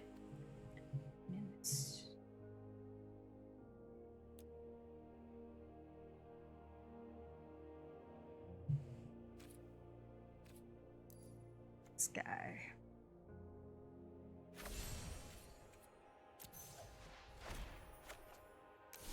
Oh. I said craft, dang it.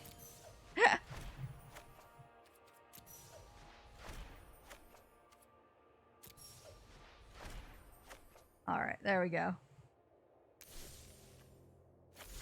You're going into the deck. Alright, 34 out of 60.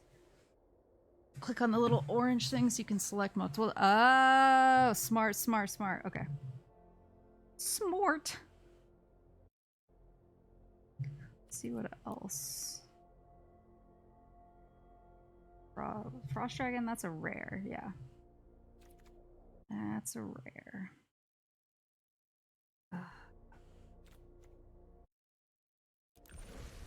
Oops!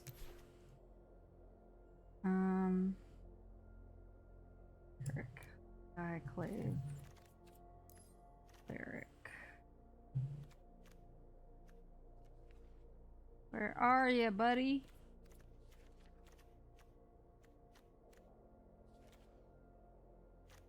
Maybe I should have gone with Skyclave instead. There it is. He's only uncommon. I'll get more of him. I'll get more of him. So if I craft 2, there you go.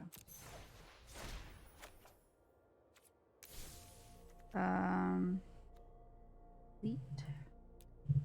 Spellbinder, he's rare. Fate, what's Fateful Absence again? Rare. Investigates.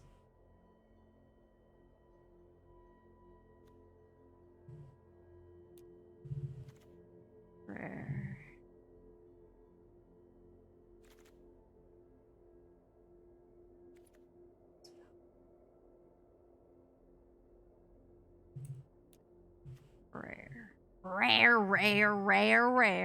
Rare. Okay. I think I've gotten Sky. Put him in the deck. Alright, we're at 37 out of 60. It's not too bad. Something. Usher the Fallen's really good uncommon. Ooh. That on the other. Sorry, I'm moving stuff around on my little screen. Sure. Usher of the Fallen.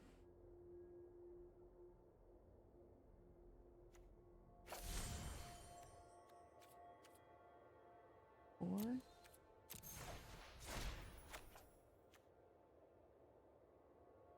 I want these for my sideboard, right?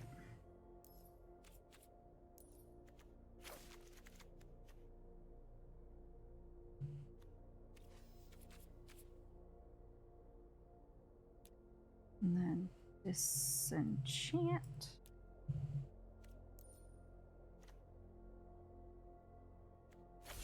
The common?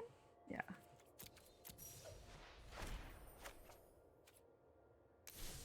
And then rally. Thanks. These are rare. So I'm not using the rares. I feel like I'm just still like oh, I wanna like save them as long as I can till I'm really sure.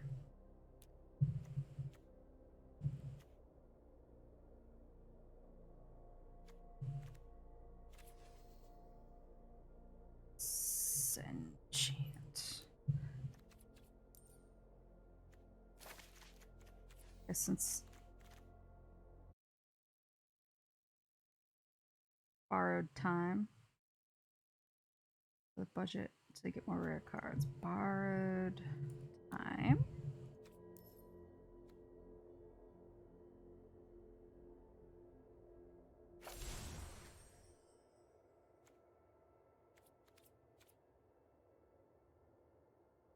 Target non-land permanent and opponent controls. Will borrowed time leaves the battlefield.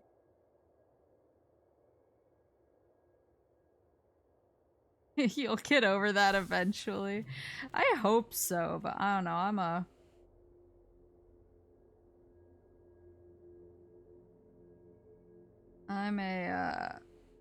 I always feel like I like to sit on my stuff, you know? I'm like, I gotta make sure. I gotta be really sure.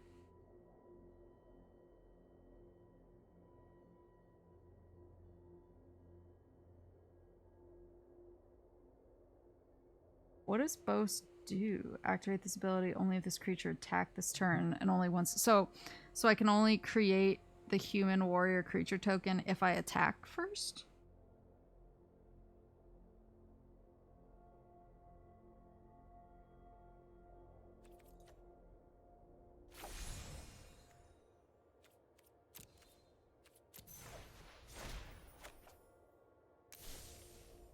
Boast and get the body. Ooh. I think I should just, since I don't have the other cards, I should just put these straight into my deck. Hold on.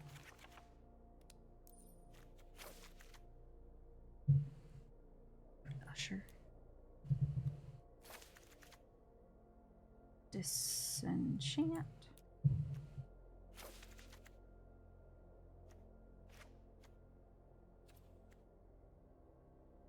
Do I have anything? Oopsie. Let me pull up my whites right now. Do I have anything in here that I could put in until I get more rares that I'm cool with? Until I get more rares and I can buy the rest of this deck. Is there anything? Yeah, just scroll through. Okay.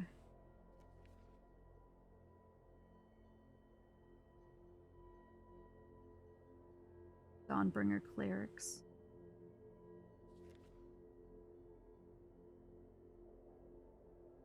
There he is.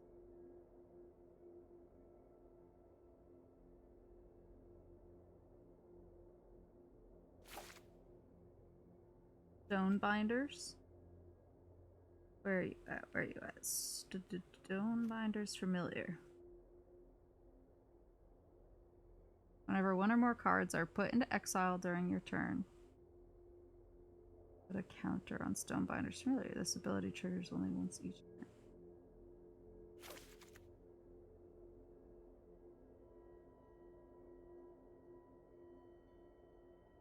Portable Hole. When Portable Hole enters the battlefield, exile target non-land an opponent controls with mana value 2 or less until it leaves the battlefield. Borrowed time is when borrowed time enters exile. So when I exile stuff, he gets beefy. Oh, okay.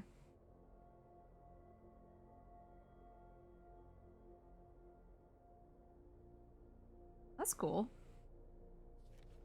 Let's see what else. What else I got? What else I got? I have one of these guys.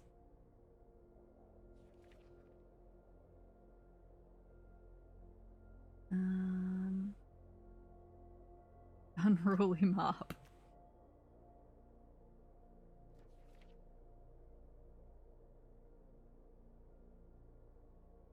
Hi, HOWDY! We're playing Magic again. Or playing's a strong word. I'm trying to learn what makes a good deck.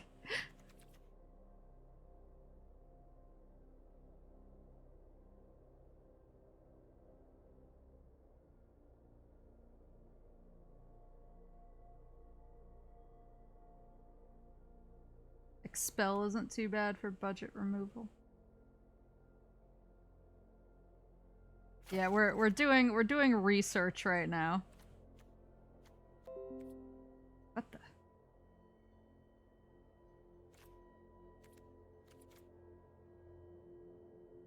Yeah, I have no idea either. That's why I'm like, everybody help me. I'm like, help me not be bad.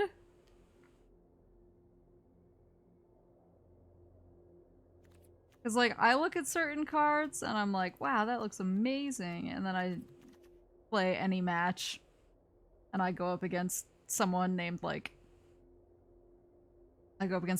Timmy 2013 and he just rips me in half and I'm like, alright, well. I guess that didn't work. getting my booty beat by 8-year-olds out here.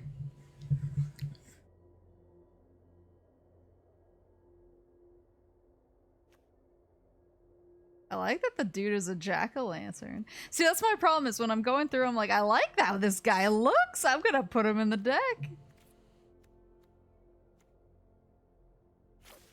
Oh, that was in the list. I know that this is more bodies. More blood for the blood god.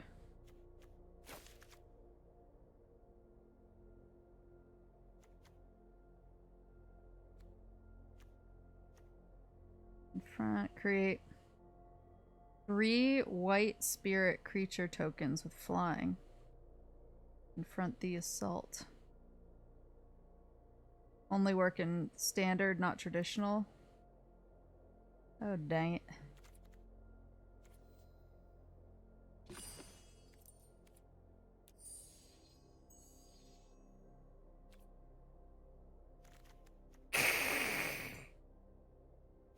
This guy.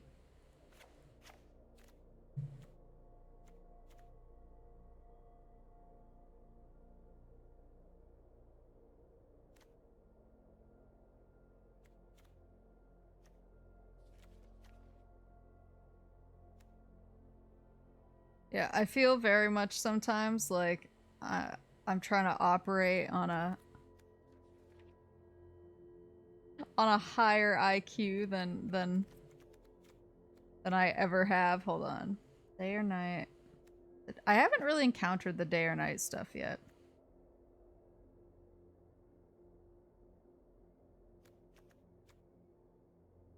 Priest of ancient lore, that's me.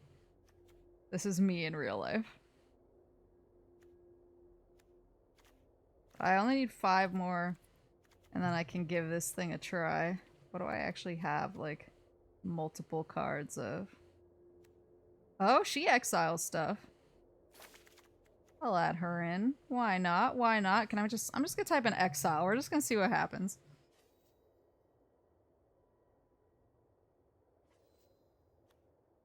Wait, what does he have? Oh, it's because of his transformation. Did I build more of this guy?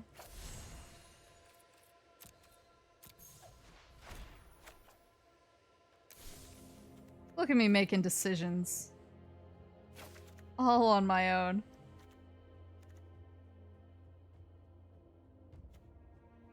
Exile.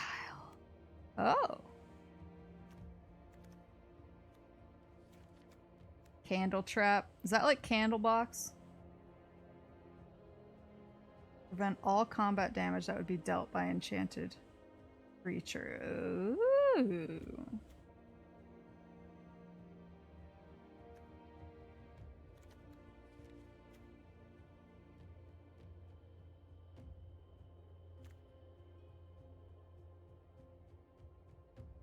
I'm just gonna type in exile, see what happens. Stream ends.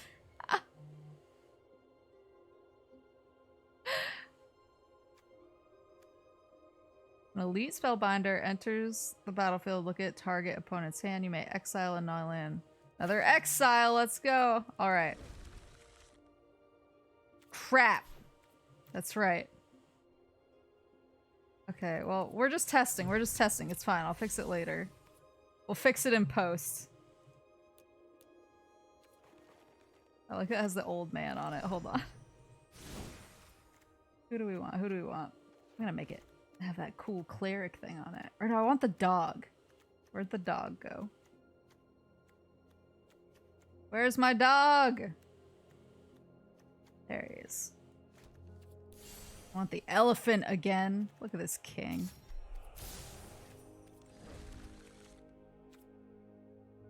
It's not permanent? Oh no. What the dog doing? Wait, where'd he go? For as long as that card remains exiled, its owner may play it. A spell cast this way costs 2. I'll go for it. I'll go for it. Alright. You guys want to see me just like fight some random online? We're going for it. Ready to see me get obliterated? Whoo, she's spooky. I like her. She looks like the daughter from Resident Evil 8. Oh, Siege 97. I mean, if he was born in the year 97, I want to play first, obviously.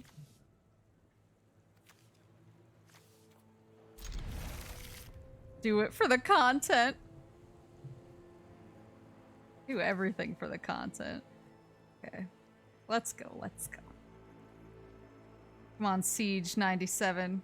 Or is it my turn? Am I screwing up? Activate only as sorcery. Actually, let's get this cleric class out there, you know? Is that the right move? Sure, why not? Oh god, he's already doing things. What's with this? What's with all this, like, roses and stuff?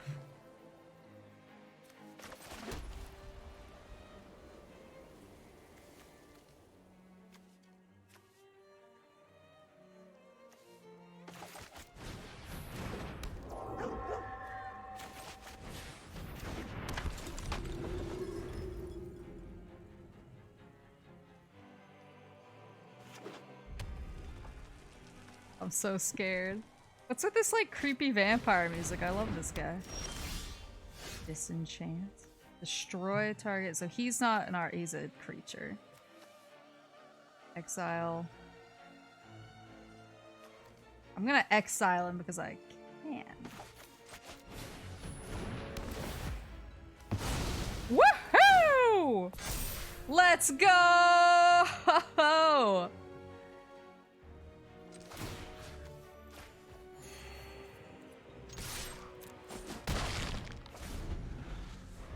What's CMC?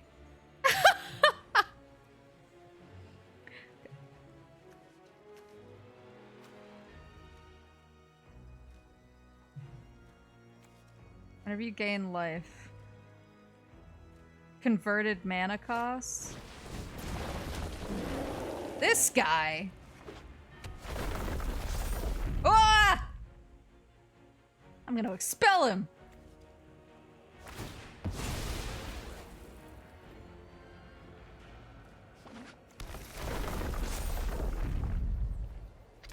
Oh no. Oh no. Alright, get out of here. Get out of here, loser.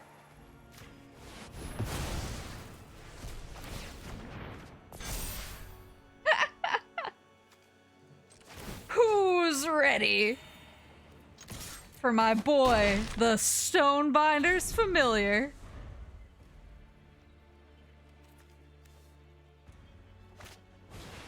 No!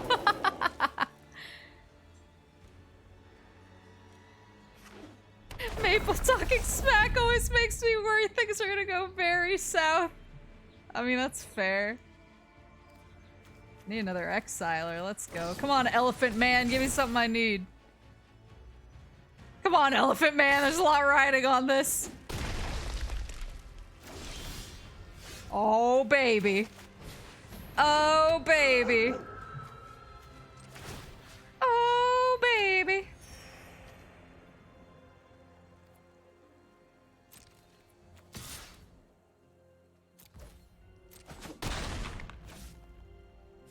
do anything? Do anything here? No. What do I need? What do I need to level up over here? Gain the next level as sorcery. What?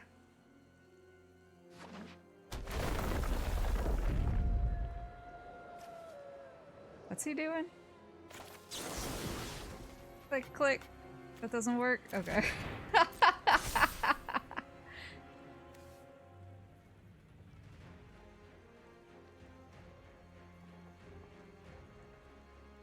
Maple on YouTube, family friendly-ish. Maple on Twitch calls. Wait, did I say so? Did I curse? I don't remember.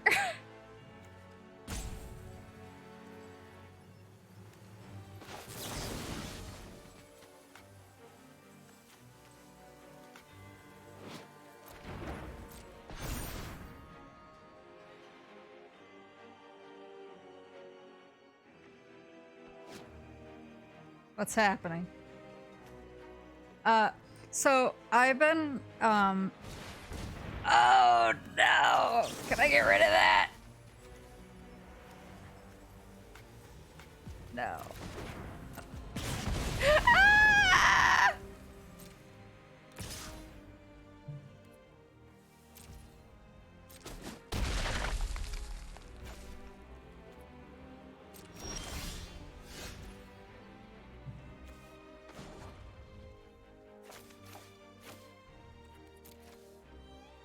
I think I can just exile a creature.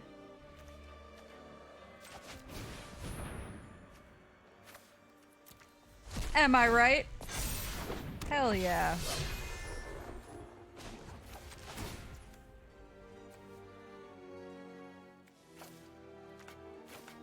Yes? No? Maybe so? Okay. Never mind.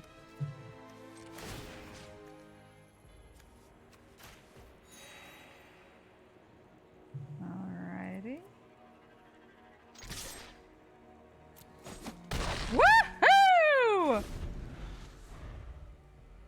So that's the thing is I've been going back and watching my VODs because I've been trying to pull different things and I've been trying to organize stuff a little bit better.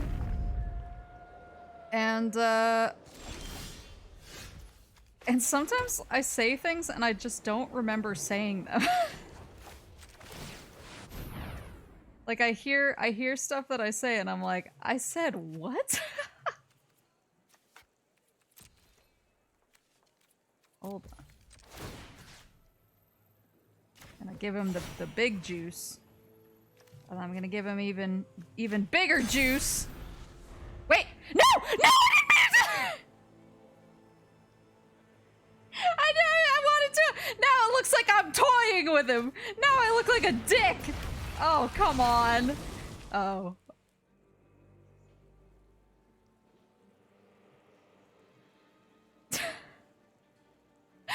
I'm sorry.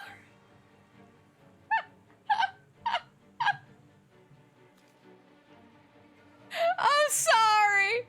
I didn't mean to. I didn't mean to. Hold on.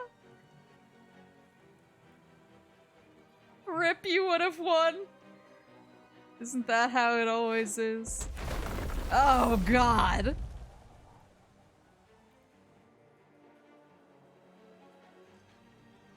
It's fine. We're fine.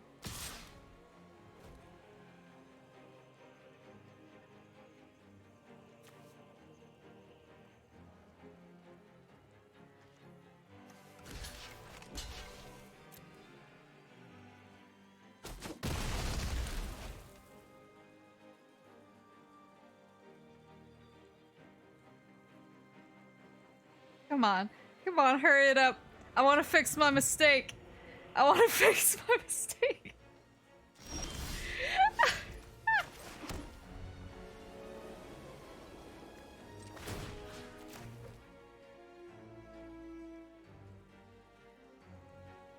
Come on, come on, come on.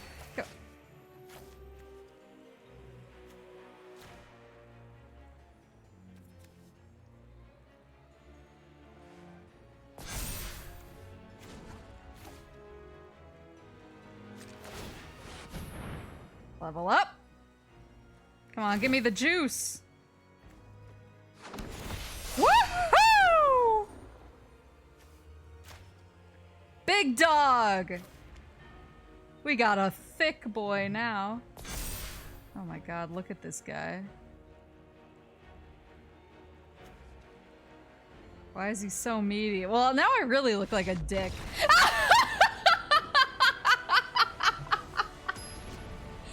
Now I really just look like, oh, that's what I wanted to do all along.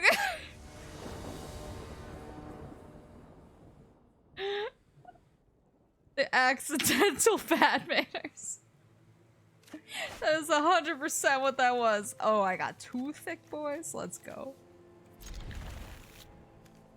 Toxic moose. I'm sorry. I didn't mean to be.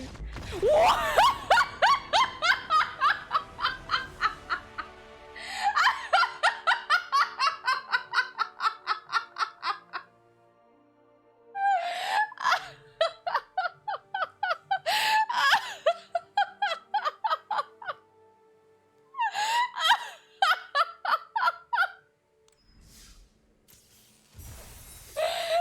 I'm sorry to that man.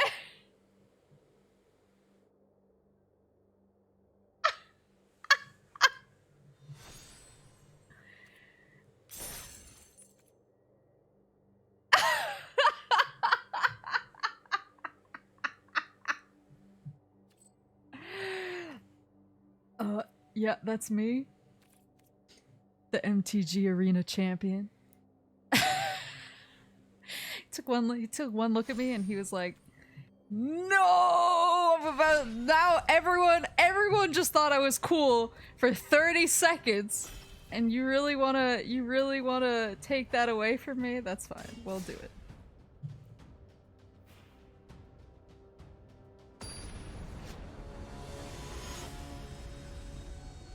Oh boy. That was a good one. I liked that last match. If only because there's something that happens to me emotionally when I'm accidentally toxic, when it's not even. That man will never recover. I didn't mean to be toxic. Sorry. Sorry to him.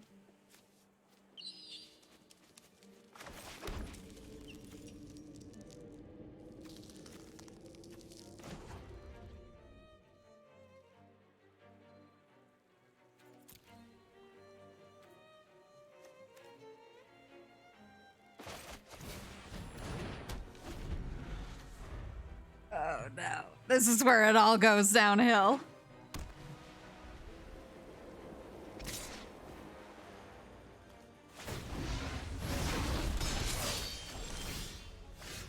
Alright. Let's go.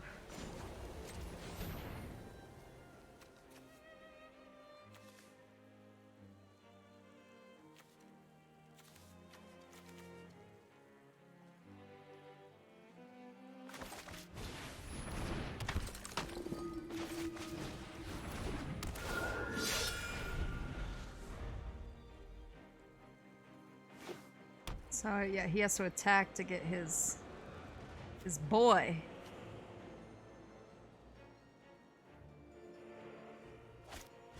Oh my god. I'm gonna have nightmares about— oh no. I'm gonna have nightmares about that tonight. Is that the wrong thing to do?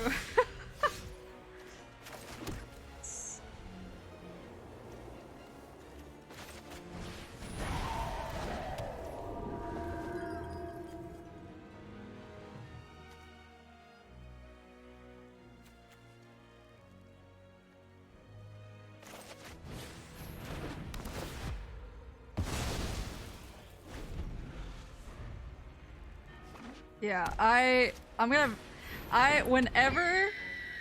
whenever I'm accidentally toxic, it's all I can think about for the next 3 weeks. So I'm just like, man, I really did act like that.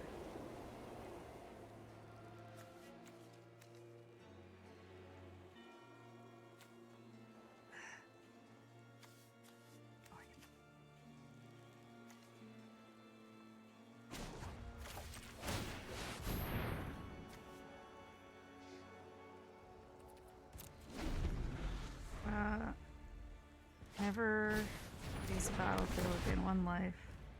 In the graveyard from anywhere, exile it instead. Okay.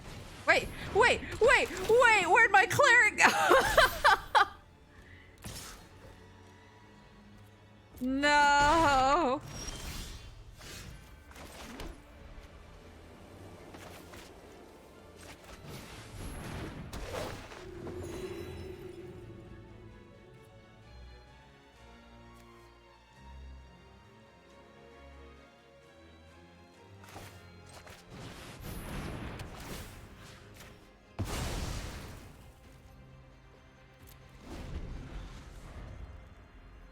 I'm scared.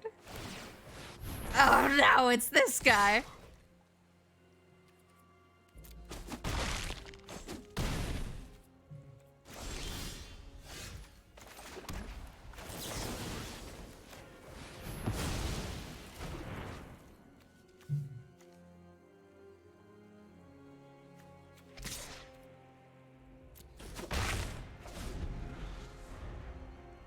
Oh boy. Oh boy.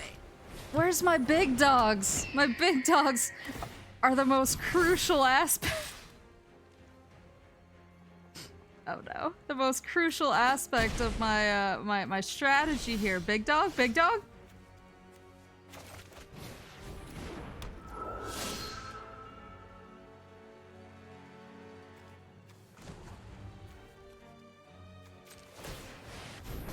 Woo! Oops. Oh, my bad. I see what I should have done.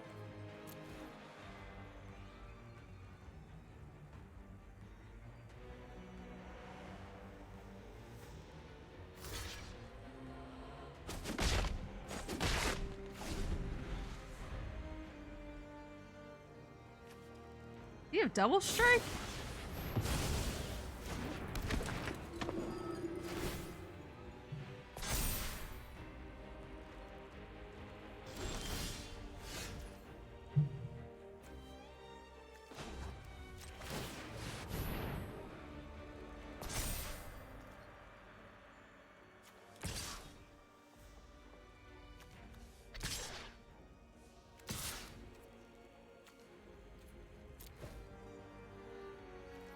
Make sure you keep that land untapped so you can attack with it. Okay, yeah. I wasn't paying good enough attention, that's my bad.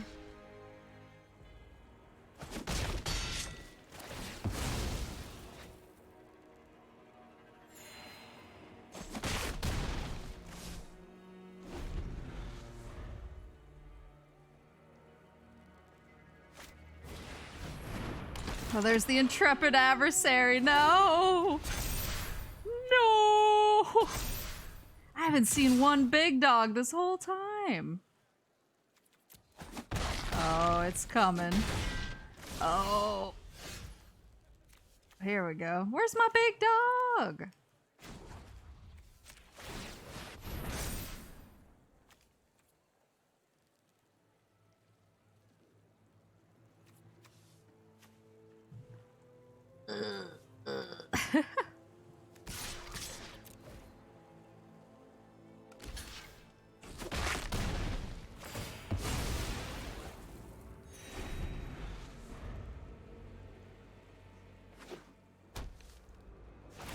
Elephant Man isn't giving me my big dog.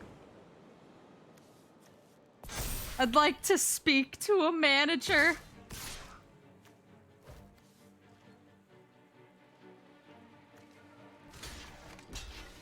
Oh no.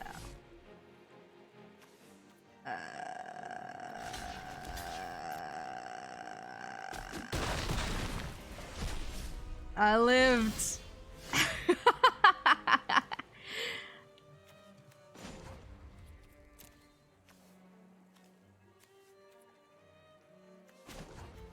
I lived, but for what?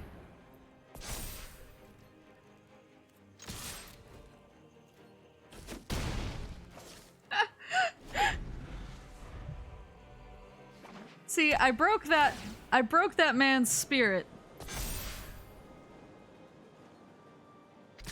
But at the end of the day,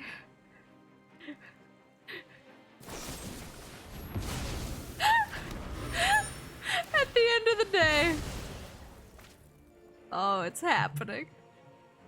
I'm still a baby.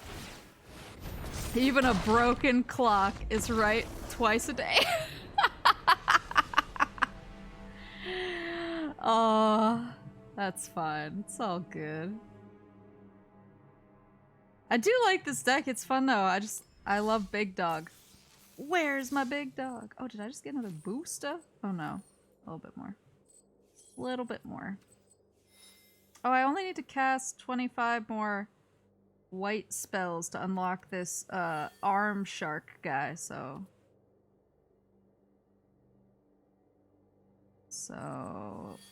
let me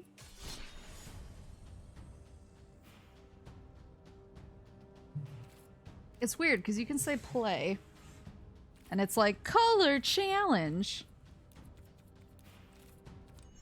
but I'm like, do I have to? Can I pick my own color to challenge? I am a Johnny Goldmane, and I will be your friend. I thought he was saying I'm Johnny Goldmane.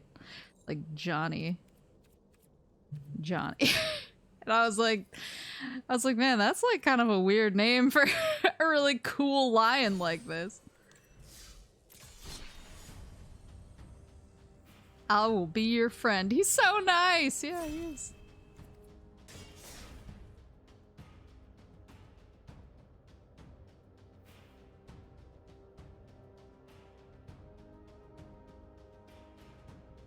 Here's a Johnny.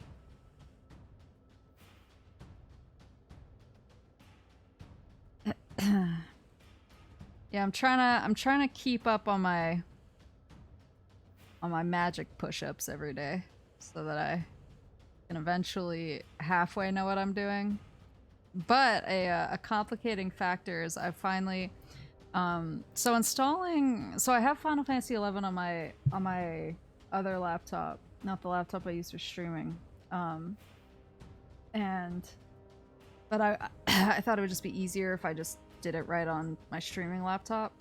But it took me, I had to jump through a whole bunch of hoops to actually get it to install, because installing a game that old on a new laptop is occasionally a puzzle. You can do whatever. That would be, I don't want to get totally wiped off the face of the planet. But yeah, so I finally got that installed on here. It took a lot of weird, like, re-engaging Windows, like, legacy stuff, and it was bizarre, but I did get it working. And so now I'm gonna be able to stream Final Fantasy XI whenever I want, which is gonna absolutely ruin all of my other plans. But I'm really, really, really, really excited. I want to show everyone how great it is. And how easy it is to start now. I'm gonna make it the #1 MMO.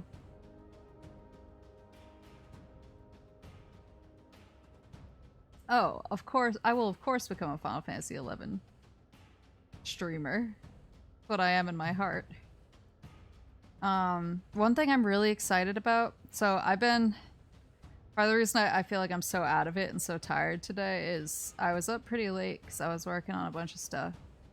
But one of the things I was working on was I'm pretty close.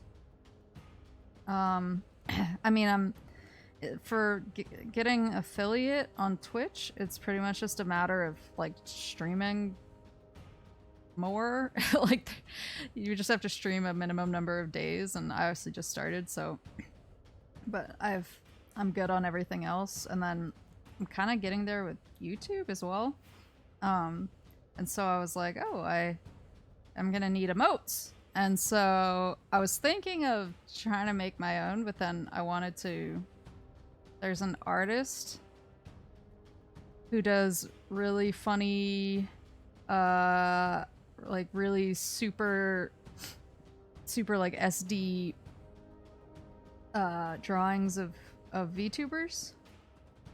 And so I actually sent him a commission request because I wanted to see if he would do my emotes, and or I'm not sure if it's a he, if they would do my emotes, and I was really excited. But they're Japanese, and so I was trying to like figure out like how to best word my request. Why is it taking so long? How to best yeah, cursed / adorable. That's a really good way to put it.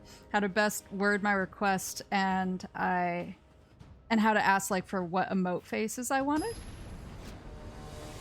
And so I was doing that yesterday, and I sent it, and while I was sleeping, he accepted my commission. So woo! I'm getting the artist I want to make my emotes. I'm really excited. So that's happened. So I was working on that. I was working on some other stuff.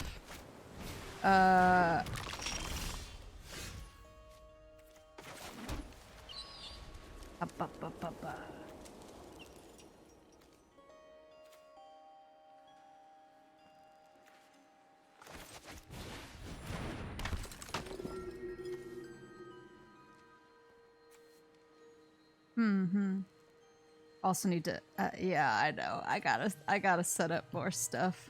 I am not a,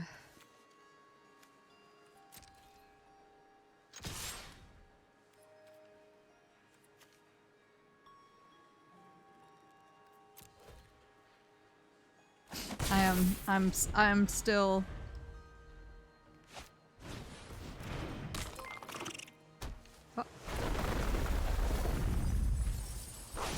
Hermit, thank you for the follow.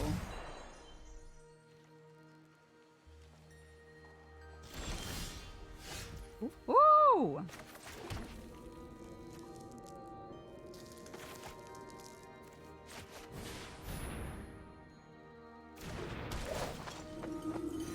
Shh.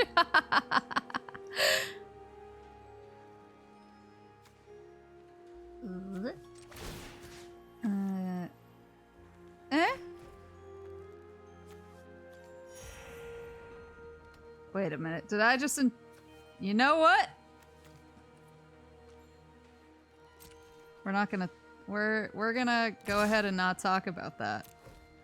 We're gonna just move along. We're gonna keep on trucking. I didn't just enchant myself, therefore tapping myself. Whoa!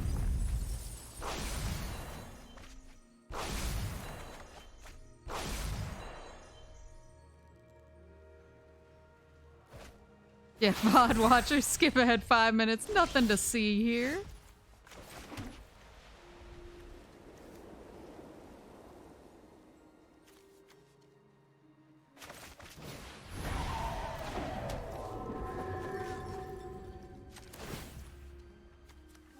Oops.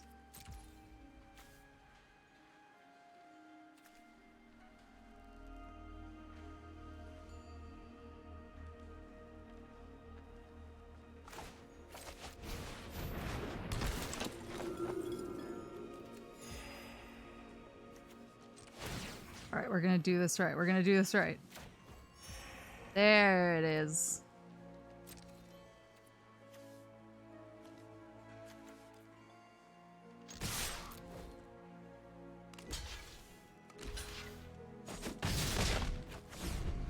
Why are these crabs so chonky?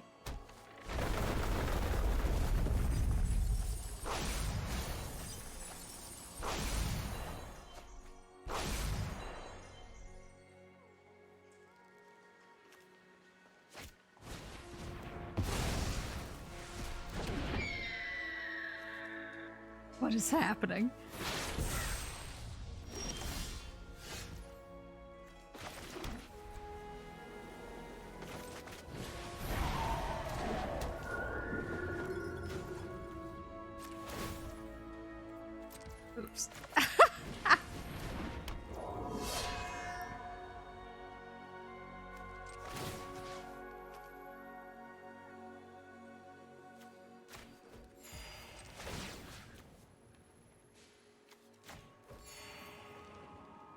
Oh, dang it. Can he not attack? Hold on. Oh, he just came in.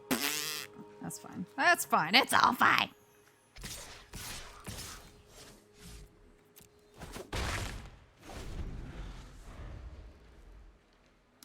But yeah, so got emotes on the way. I'm really excited about the artist who's doing them.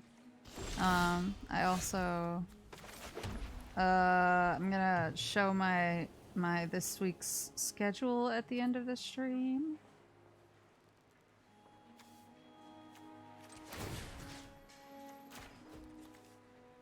And I'm excited about some stuff. Excited about some stuff on there.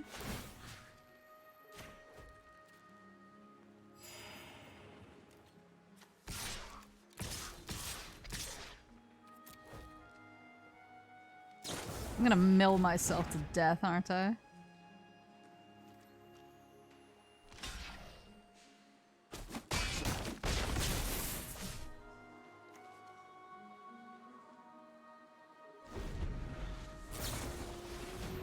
Behold the multiverse.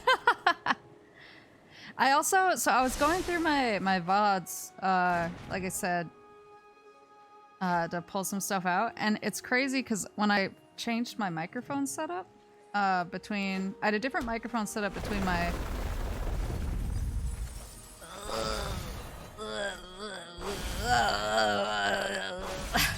oh god. Between my like first like 3 or 4 streams and the streams after that, and I was so much louder in my first streams. I mean, I'm probably still loud, but like I was louder, you know what I mean? What the? Oh, dang it! It's fine. It's fine. I'm fine. Oopsie. It's all good. It's all good. It's all good.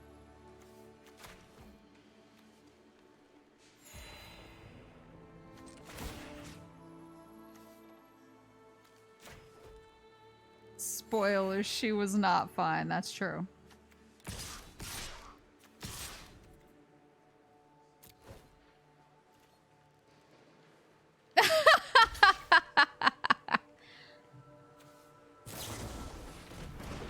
No. Oh no. No, it's happening. It's happening.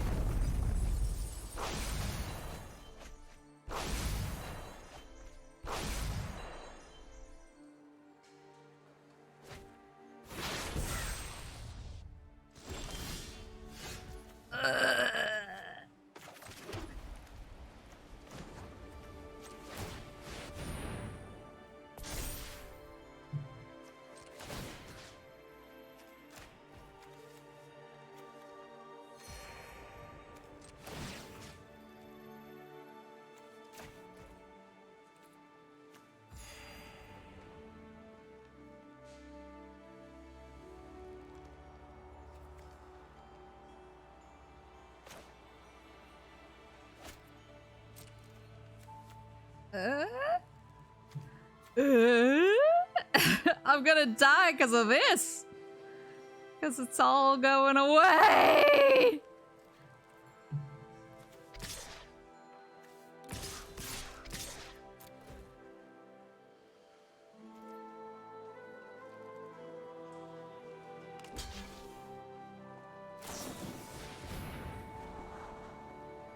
Behold the multiverse. Oh.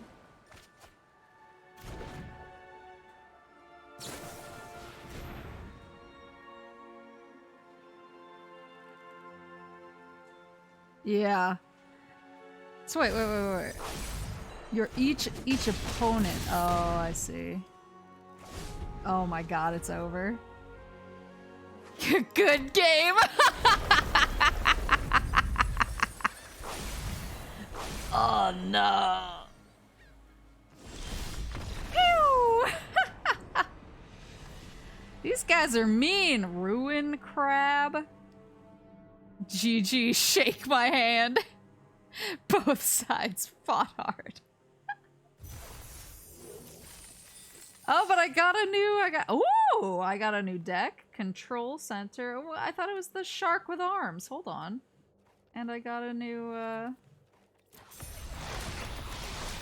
Oh, I got dragon turtle. Where's the shark with arms? There's no shark with arms. I don't care.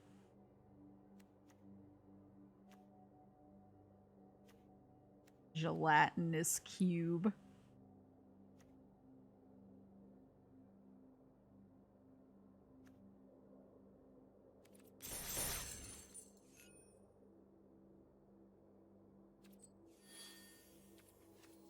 Hold on.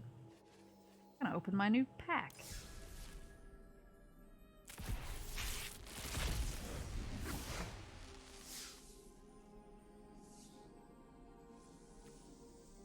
Destroy target artifacts or enchantment. Ooh.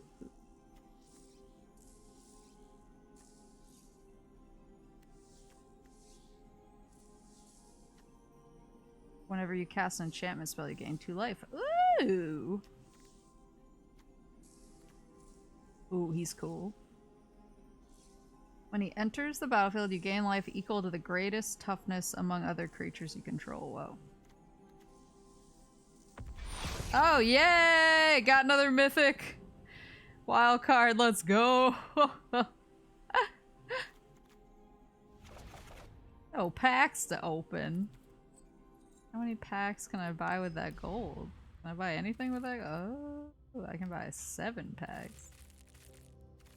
Huh?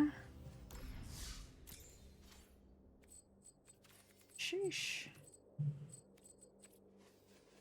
What was I gonna check? I was gonna check. Oh, yeah. I want to see those crabs again. Crab? Show me the crab.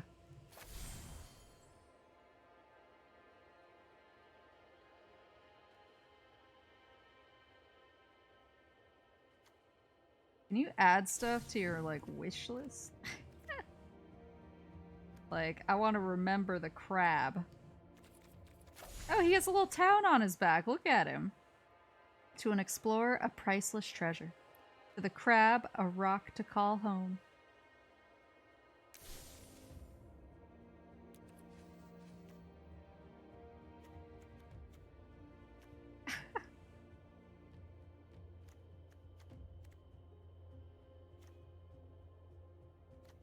Let's see, where'd the... what was the new one it just gave me? Control center.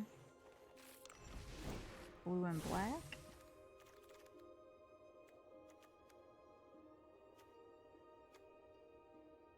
Skull raid. Ugh.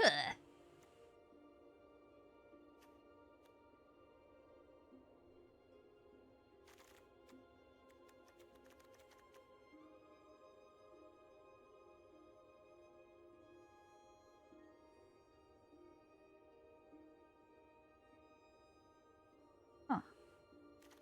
That's cool. Well, I think I am good. I feel I need to go, like, assess some of these card lists versus what I got going on here, figure out the difference, and start trying to build that up. Really, I just need to go get my butt kicked on online more so I can get more of these drops. But that was fun. That was super fun. Really do enjoy. I enjoy our unscheduled, unplanned Magic the Gathering streams. Even though they're just like a festival of me getting obliterated.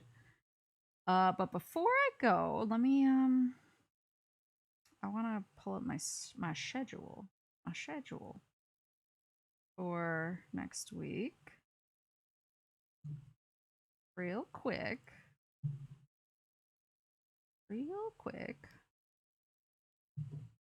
There's a little something on it. There we go. You see it? You see it? Okay. So like I said, At the very least, you bodied a dude so hard he rage quit game too.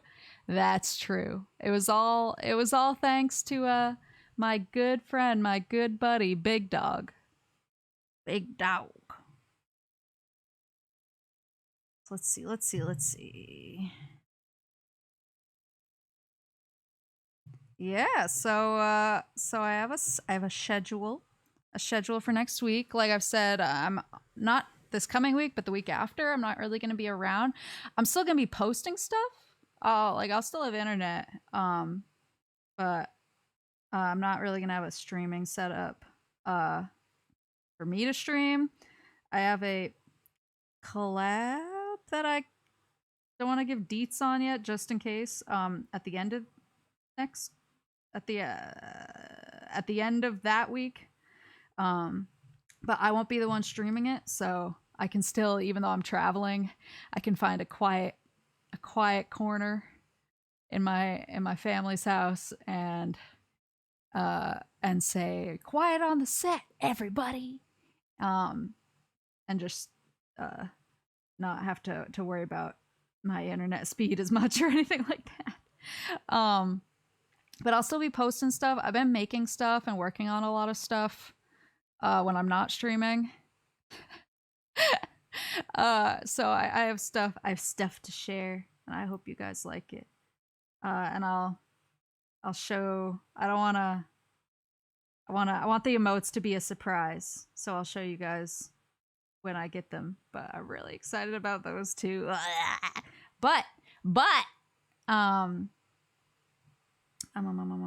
so here's my schedule. Oh, I have a one weird question before I go, and this is like more of a curiosity thing. I'm not like that worried about it, but so when I go to stream games, I mean, I'm not monetized yet, obviously, so I've never really been concerned. But I still look at I still look at sites. So like I'll go on, like Capcom's site and look up like their streaming policies. And so I'll go and I'll look and see like, hey, it's totally cool if you stream our video game. And if you get if you're in the partner program for Twitch or YouTube and you get money, we don't care, blah, blah, blah. Just like, don't share stuff before it comes out and don't use our stuff in ways that it's not intended, that sort of stuff. So I've seen that, but I've noticed, and I don't know if it's different. I've noticed some VTubers, but they're usually VTubers with companies. So like Niji or Hololive saying like, oh, I couldn't get permissions for such and such, so I'm switching to something else. But some of them are games that are on like they belong to those companies that say like, hey, it's cool if you monetize our thing, we don't care. Is it just because they're part of a bigger company, a bigger corporation, so it's like different than an individual streaming it? I've just been curious because it's a Japanese thing. Okay. Because I've been like, I've seen a few people say, oh, I couldn't get permissions for this in time, so we're doing something else. And I'm like, but I looked at their site and they said it was fine. They have to have permissions to stream every game. Okay, that makes more sense. I was just like, is there something I don't know about and like I should be more worried? I was like, are the rules different if you're an anime girl? I need the answers. I'm taking notes. Perms for every Nintendo stream. Okay, got it. Well, Nintendo can pry Luigi from my cold dead hands. If Nintendo ever tries to take Luigi away from me, I'll show them a little bit of the maple that popped up at the end of my last Luigi's Mansion stream.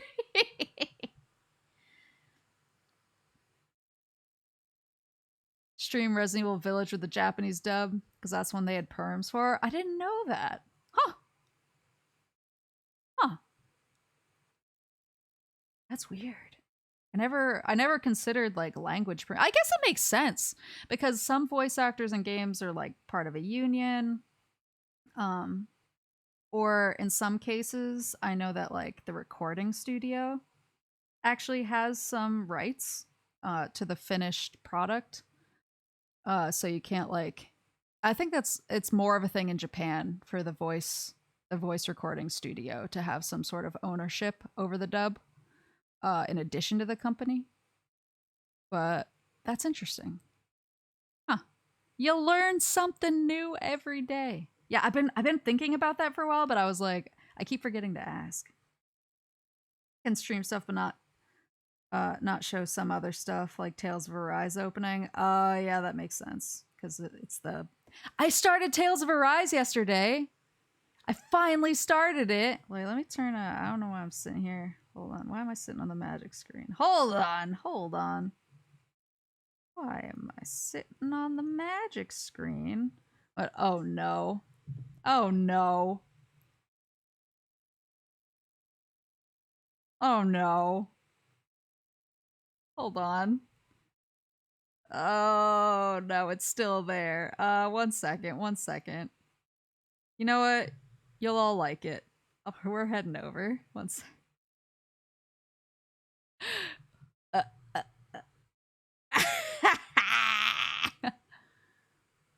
it's still here.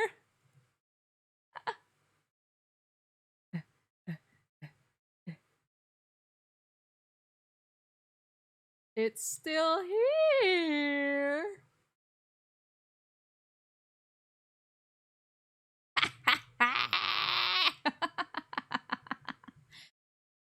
Yeah, I finally. There we go. Oh no. Boop. There we go. Okay, there you go. I finally started Tales of Arise yesterday. Finally, I just haven't had time to start it, and so I've been not I've been like it feels like every single weekend I'm like I'm finally gonna start it, and then I don't for one reason or another. But finally started yesterday. It's super fun. Maybe I'll go play more of that after I'm done streaming, but I have other things I want to get done. Now I just gotta keep playing it. But yeah, so let me here we go. So I made the schedule for next week. It's a little lighter than some schedules because I'm getting ready to go on my trip. But my plan is I'm gonna finish up Luigi's Mansion tomorrow night. I'm gonna try and finish it. I'm gonna try not to get mad. We're gonna stay happy and positive and wholesome and untoxic. We're an antidote in here. I can't even get through that sentence.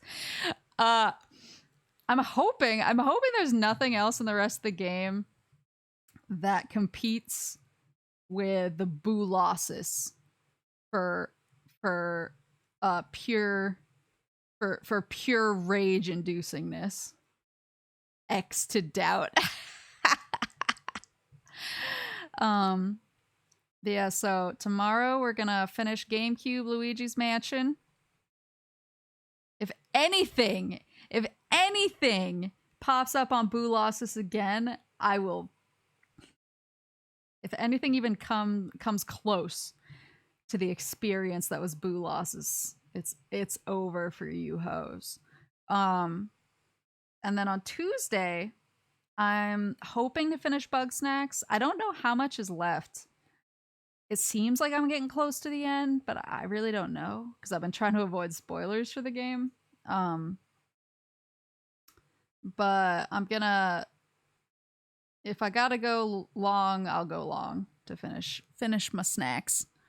Because I don't wanna not stream for the week next week. I don't want to not stream. I don't want to leave things hanging. I don't want to leave things like unfinished. So yeah, so I just want to make sure that these get done. But then it's a little it's a little light, so I only have one other stream for the week. And I'm still trying to decide how to do it. I'm trying to decide how it's gonna be set up, like where I'm gonna do it, how I'm gonna do it. I'm still figuring it out. But we'll get there. But before I go away for a week, and I'm not able to stream, I wanted to give a gift to the people who have waited so patiently, and a gift to the people who have made many a request for this. So on Friday, we're gonna do a little something something. We're gonna have a little fun. We are going to Mars! That's right.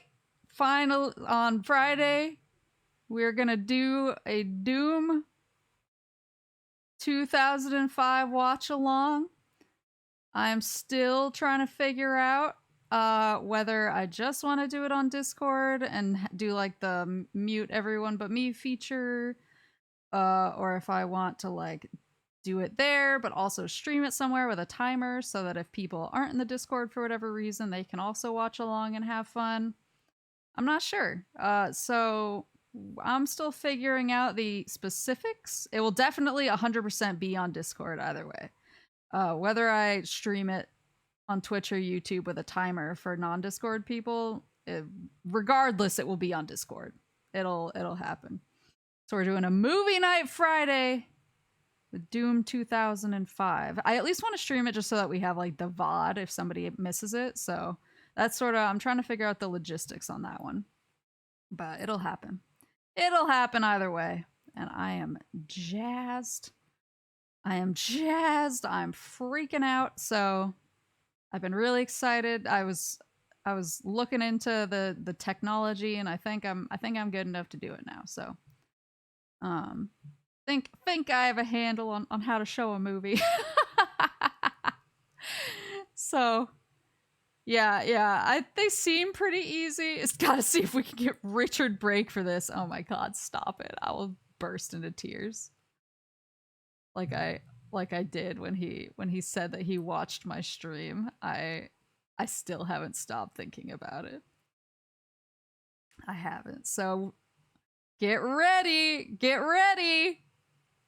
I'm really excited about it. I'm gonna go post this on my Twitter and everywhere else. I just wanted to show it here first. You saw it here first. Doom 2005.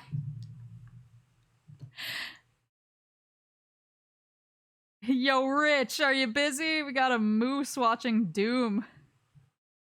I feel like he would be down. He just seems like a cool dude.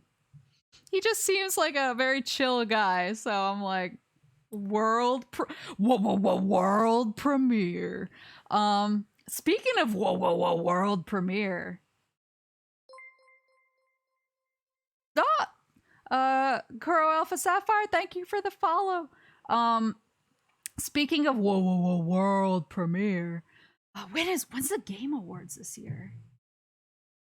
I usually don't do like, I don't know. I'm very like when I'm watching stuff that has a lot of reveals, I like to watch it by myself because I like to get like, I mean, I get kind of loud. But also if there's something I'm really into and I'm distracted by other stuff and I don't see it, then I'm like, oh, I have to go back and check it. The Game Awards might be fun. When are the Game Awards this year? I at least want to do an after stream, like an after party, a Game Awards after party to talk about the game. Should I change my, hold on. Stream. Not playing Magic anymore, sorry. Sorry to wait, we finished Magic. We finished Magic. There we go. We're still figuring out Twitch. The Game Awards 2021. When are you? December 2021. No, have they not given in a Oh, the Game Awards nominations will be revealed next week. As of yesterday. That news came in yesterday.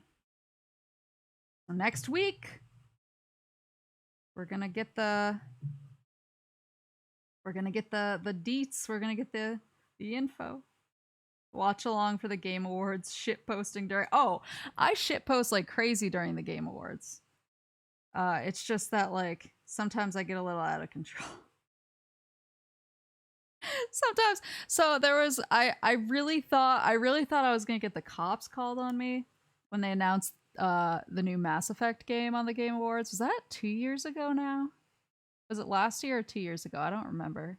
But I absolutely lost my mind. I was inconsolable.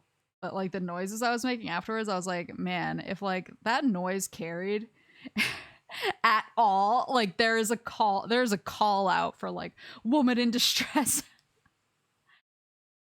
But yeah, I at least want to do a Game Awards after party to discuss the news and the winners and everything.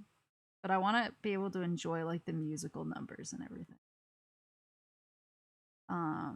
So I actually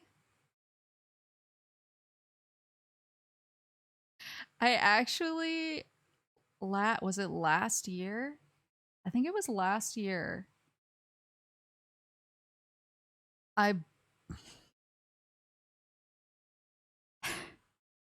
bothered Jeff Keighley so much about whether Inugami Korone would be considered for Gamer of the Year that he blocked me.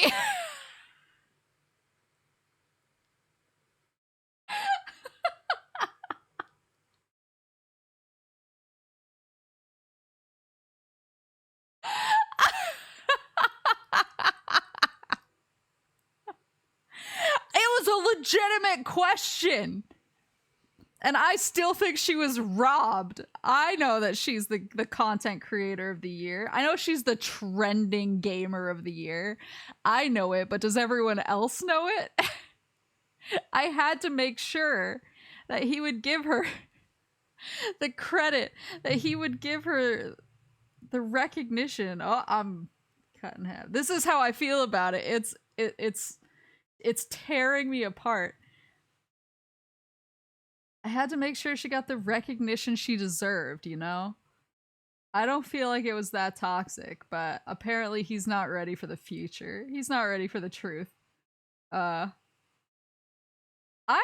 love I think Jeff Keighley just seems like a really nice dude who just really loves what he does. So I I wasn't like harassing. I was just like, hey, would you consider VTubers? Like Inugami Korone, here's a link. You gotta stand up for your Oshi, you know what I mean? You gotta make sure that you gotta rep for them. But he apparently thought that me asking the question on 1,000 times was probably a bit much. I was never like mean to him. The VTube straw that broke the Keeley's back, I probably was me. I will keep going until they recognize her greatness. I'll keep going. But I love watching E3 and I love watching the Game Awards. This was the first. I usually am one of those like sneaky people who when E3 is on, I like if I'm at work, I like sneakily watch it in the corner of my screen and I'm like hee hee hee. But this was the first year where I actually like took the days off for E3. And it was just because like, you know, I wasn't using vacation days for anything else. Like and everyone was like, at my office, we were all working remotely still. And so I hadn't taken any vacation. And so I was like, you know what? I'm going to do it. I'm going to take E3 off. And it was great. I just like, every day was a party. So I definitely, once E3, when the Game Awards roll around and when E3 rolls around, I definitely want to do like at least after parties for the streams. Because I love talking about all that stuff. I love it. It's so fun. yeah, I am a big I like the thing is that I know that people get like pretty like grumpy sometimes about E3, but I don't know, I always just feel really positive. Well, cuz I know that like the people who worked on the stuff that they're showing are really excited about it finally getting showed off. Oh yeah, Discord watch-alongs. Yeah, that could be cool. I just know that people are really excited about it getting shown off, like the people who worked on it, and so it's like it's even if it's like a genre I'm not into or whatever, I'm like this looks cool. Like I could vibe with this. I like yeah sure why not good for them. I there was actually a really infamous an infamous incident. Hey, the car buddies deserve love too. But I wait, I backed enough on the Wonderful 101 Kickstarter to be banned, and it was what? What? Like Kamiya blocked you? Did Kamiya? I mean, I feel like he blocks everybody. What a king. He called me a cute babe once on Twitter. He didn't block me, and I was like, okay, thank you for calling me a cute babe, but could you block me instead? I was like, this isn't what I wanted.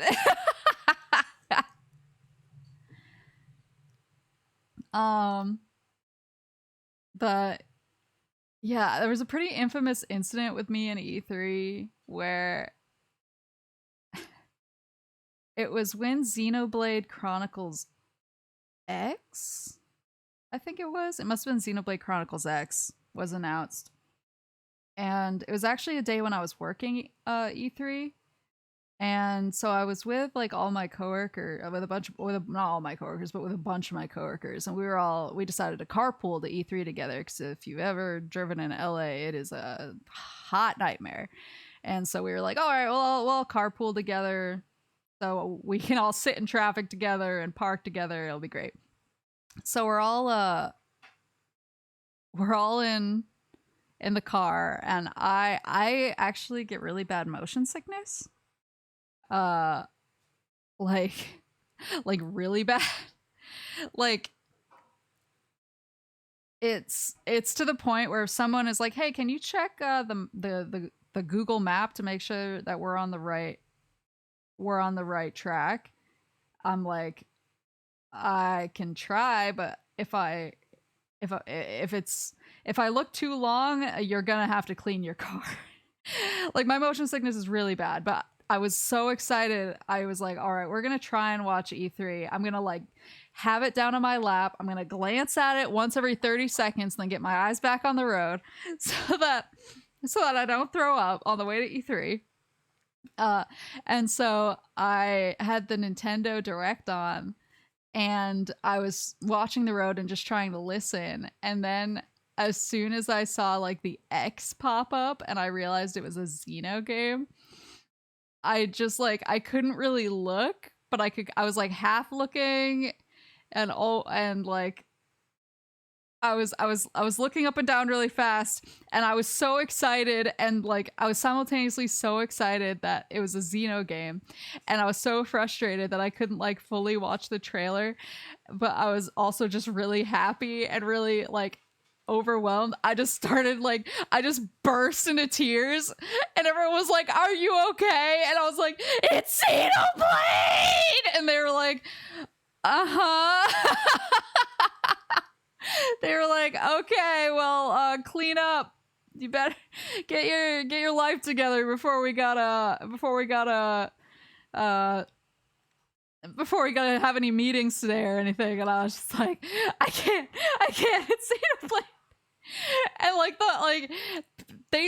they still bring it up, like occasionally, like if a news, like when Xenoblade 2 is announced, immediately I just got a million text messages from all of my old coworkers who were like, hey, you crying right now? And I was like, be nice to me. Oh my god, me too. When they announced the Horizon Zero Dawn sequel, I also completely lost my shit. I was like, oh god, it's here. Oh, but yeah, if one Xenoblade 3 Nintendo, please, whenever that happens, I will be in tears. I will be in tears. When they announced Xenoblade remastered, I started crying immediately, and I was in I called a friend of mine. I was like, "Can you believe this?" And he was like, "Are you crying?"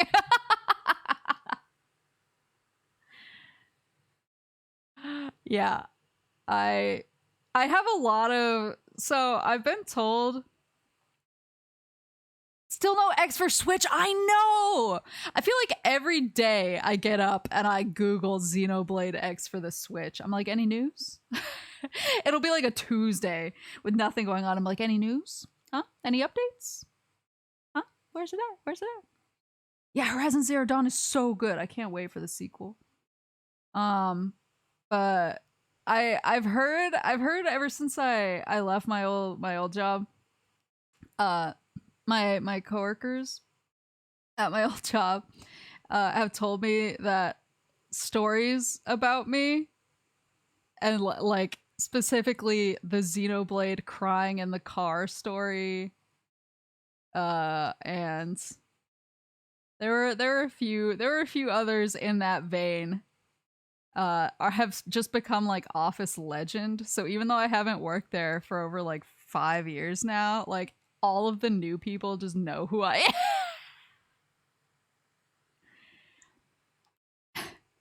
And actually they had a big booth at PAX in the last few years, and so I went to go see them because I wanted to see some of my old buds, and like all these people I didn't know were like, "Are you Maple?" And I was like, "Who are you?" I don't know you. They were like, "Oh my god, I've heard so many stories about you. Is it true you cried in the car over Xenoblade?" And I'm like, "No, that was someone else. You're making a huge, I don't know who that is." They're all like, "Oh my god, I've heard so many funny stories about you." And I'm like, "Funny good?" Funny dorky? That was my evil twin, yeah. Yeah, they're all like, "Remember the time you," and I'm like, "No, I don't remember when that happened. Thank you." Yeah, funny peculiar.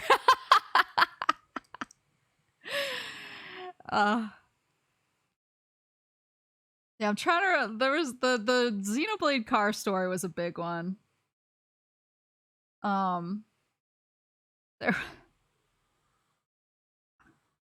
there was another, this one's really embarrassing, but there was another one where like some game journalist showed up for his, like, so you do like when you work E3, you do like you make appointments, so there's like appointments for like meetings, like private meetings to like talk about stuff with like business partners or whatever. But then for journalists, and you do that for journalists too, you have private meetings to show like demos and stuff, and usually there's like a bunch of journalists in each meeting. But you also do something called booth tours.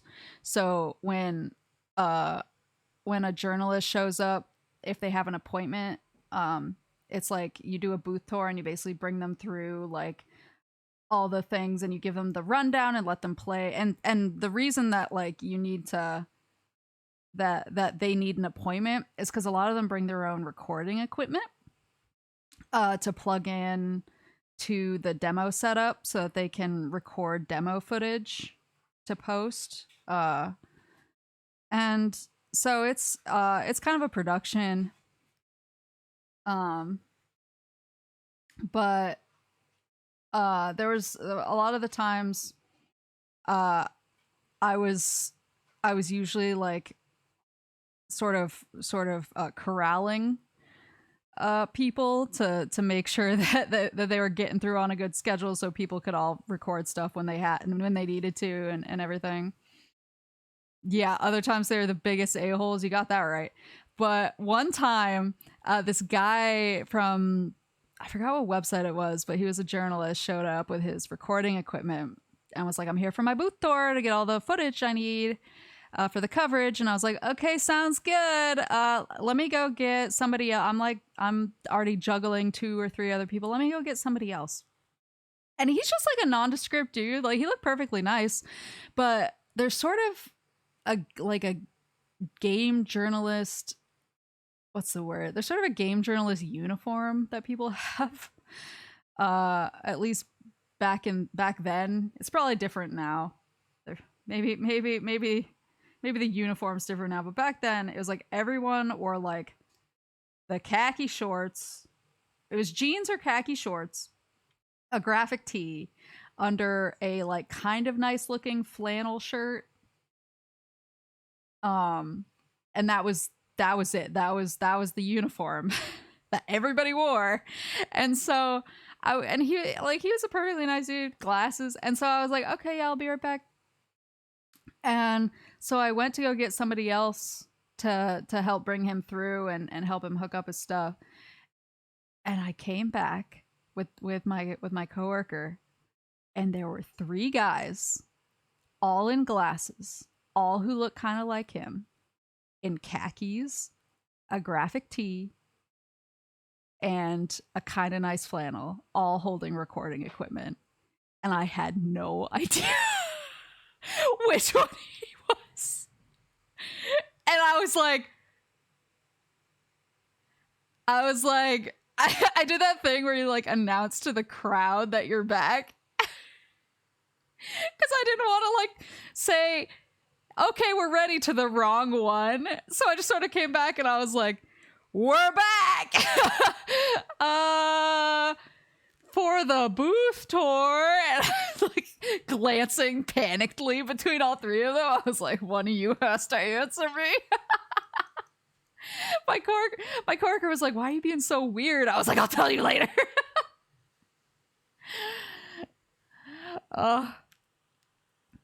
It was always, I feel like E3 is always where things went really awry for me.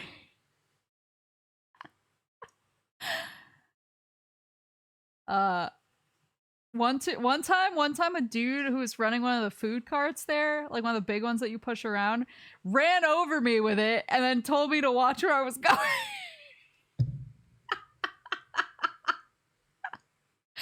I feel like I was really notorious for always getting like somehow physically injured at E3.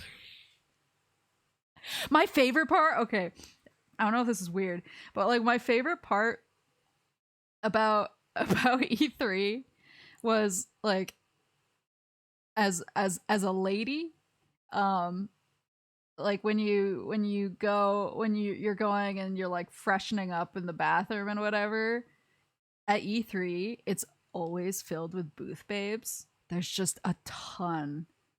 Or I mean, this was a while ago. I don't know if it's still a case anymore, but there's always booth babes in the bathroom, like redoing their makeup and everything, and they are the coolest people.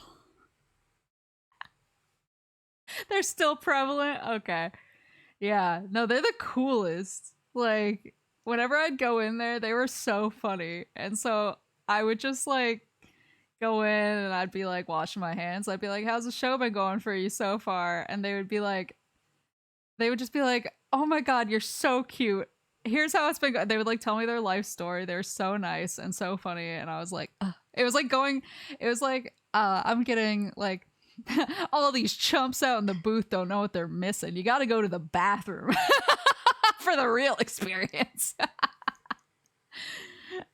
I was just like, oh yeah, kicking it in the VIP club back here with all the toilets. I would never work E3 again because it was definitely kind of a nightmare, but there was stuff that I'm pretty sure that'd get us arrested.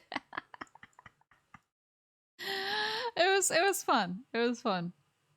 There were fun aspects.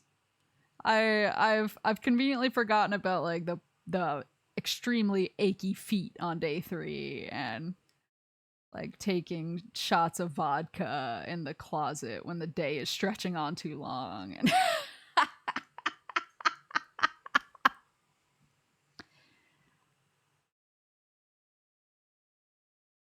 TOS to live stream in a bathroom.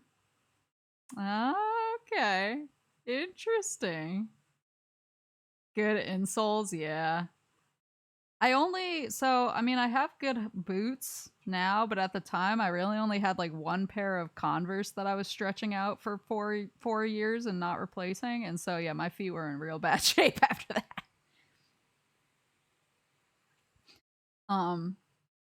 Another funny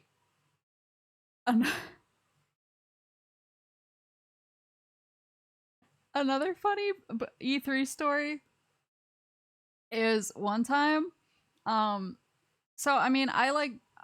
worked at a company, right? So I wasn't I I worked at a company, so I was like doing stuff. And I worked there full time. Like I wasn't hired for the booth or anything like that. Like I happened to be an employee. I happened to be an employee who they trusted to talk up stuff and work the booth and everything. But one year at E3, I somehow wound up on a top 10. It was a YouTube video.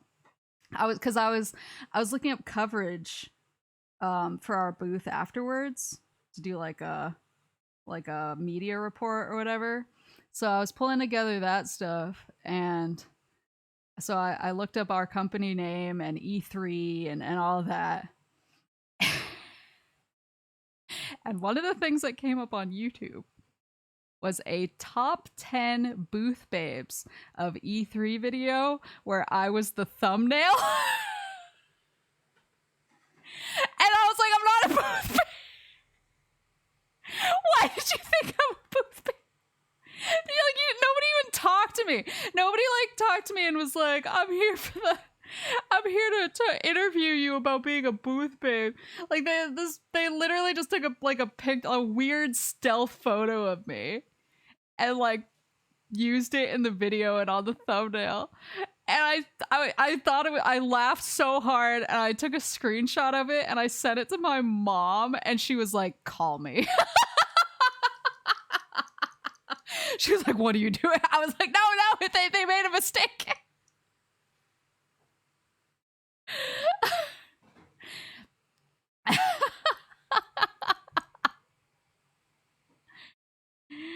I mean, to be frank, it's probably, I don't know if it's different anymore, but back then, like, if you were like at E3 and not like a total gamer dude, bro, like you were a booth babe.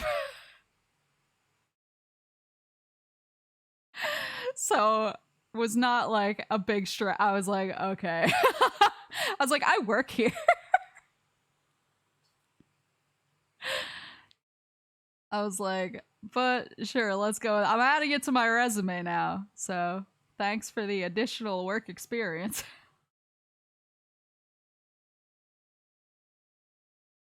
Yeah, I obviously haven't worked a convention in a long time, so I have no idea what they're like now. I don't know if they're like. They're pretty. They skirted on the skeezy line when I was working them, so I might be used to a different culture than they currently have. They could be a little nicer now, for all I know. I'm old and retired. They're a lot better now. That's good to know. Night and day now, lots of cleanup. All right, that's good. That's good. That's nice to hear. I was always very stressed out after like working cons because I was just like, ugh. Like I would call to get like delivery like for food just because I didn't want to go out or make anything because I was so tired afterwards, and the delivery person would like call me and be like, can you come, like I'm downstairs, and I would be like, leave it at the door. I look under the mat, there's a tip under there. Like, I just wouldn't want like any human interaction anymore because I was like, oh no. It's like, take the money I left under the mat, leave the food. Egg loaf. Yeah, I was just like, I'm good on talking to people for at least the entire weekend. People would be like, you want to hang out now that E3 is done? And I was like, no, in fact, at the moment, I never wanna hang out with anyone ever again, not even myself. Being in the same room as myself is too much right now. I would usually just sleep the whole. I'd like leave on like one of those low energy TV channels like Food Network or something, and I would just wake up, eat, take some Tylenol for my achy feet.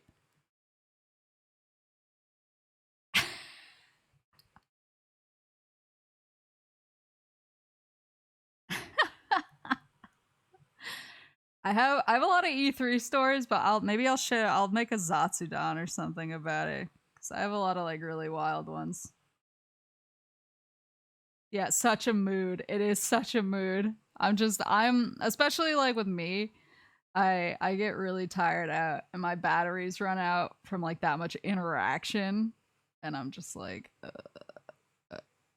yeah.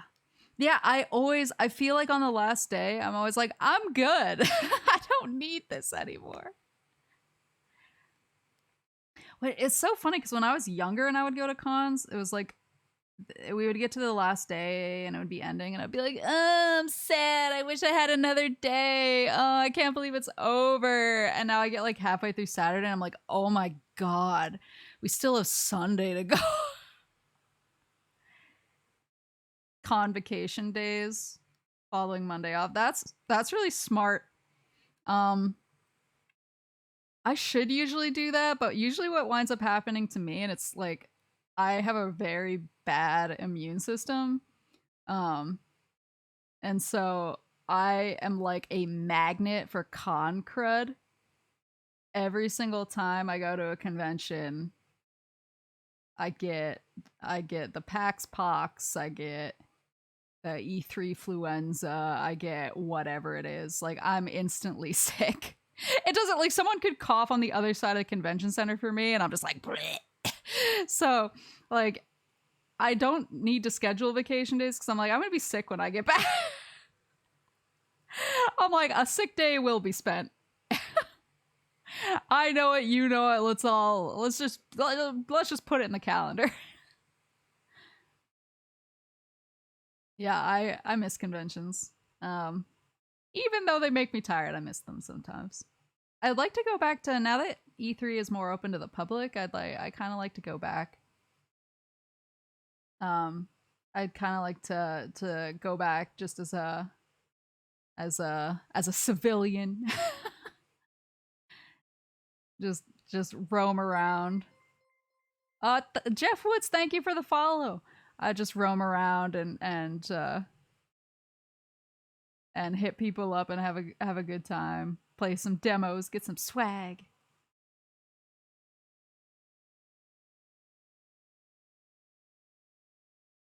Hi.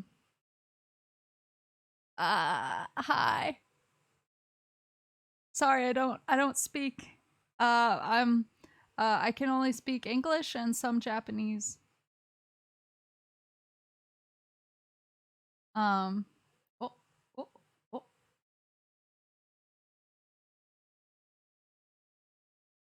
I'm gonna sneeze. Uh-oh, it's coming. Where's it going?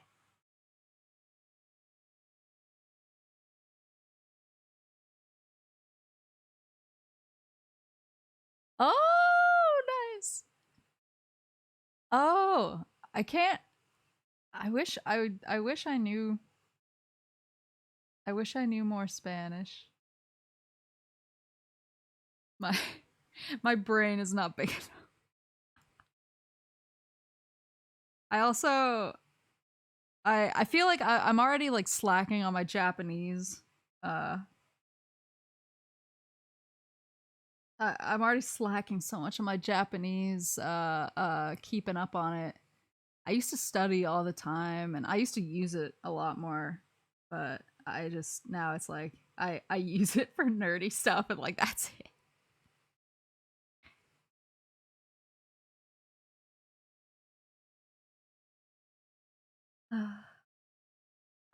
No, no hablo español. Is that right?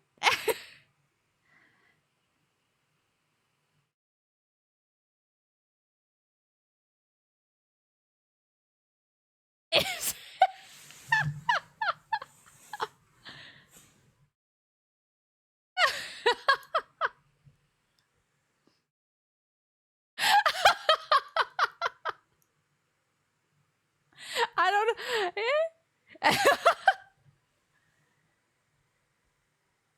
Maple says 3 words of Spanish. No hablo español. I'm trying to think. I'm trying to think of. I did take 1 year of Spanish, but in high school, but I've forgotten everything.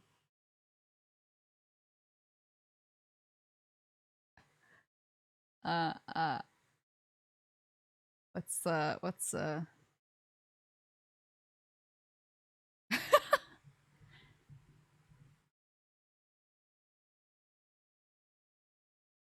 I know a few words, but I don't know sentences. Like I know mijo, and I know like to give is dame. I know words, but I can't put any of them together.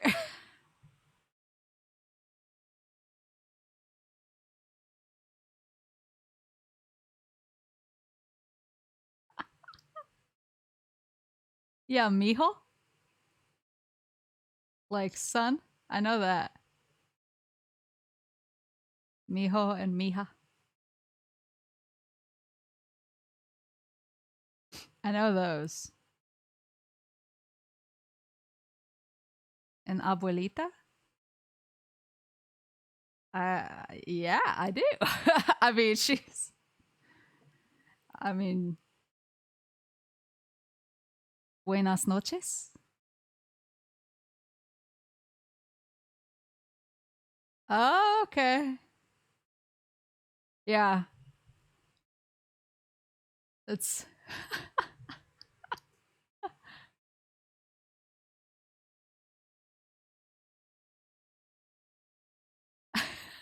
I don't know how.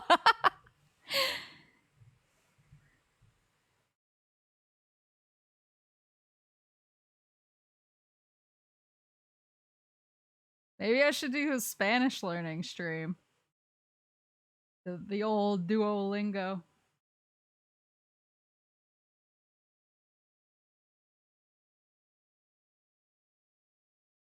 I've used Duolingo to try and try and keep up on my Japanese, but it's sort of at the point where like I mean I know everything on the Japanese Duolingo side of the app, but it's also like it's not giving me the stuff that's that useful anymore. I'm like, yeah, I know what that kanji means. Yeah, I know what that sentence is, but like, how would I use it in this situation type of thing?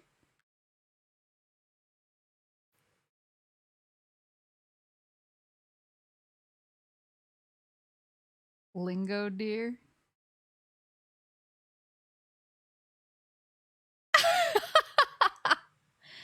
All right, I'll do a Duolingo Spanish stream. I'll put it on the list. I got a list of things I want to do. It's too long. Oh, I know. I've played. Remember, I played League of Legends in 2012 and 2013, and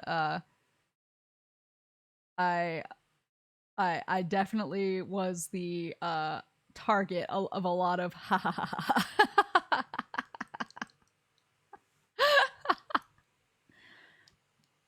a lot of a lot of Spanish speaking Kazakhs laughed at me specifically. All right, I'll put it on the list.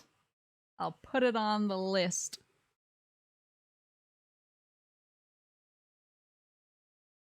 Why aren't weeks longer?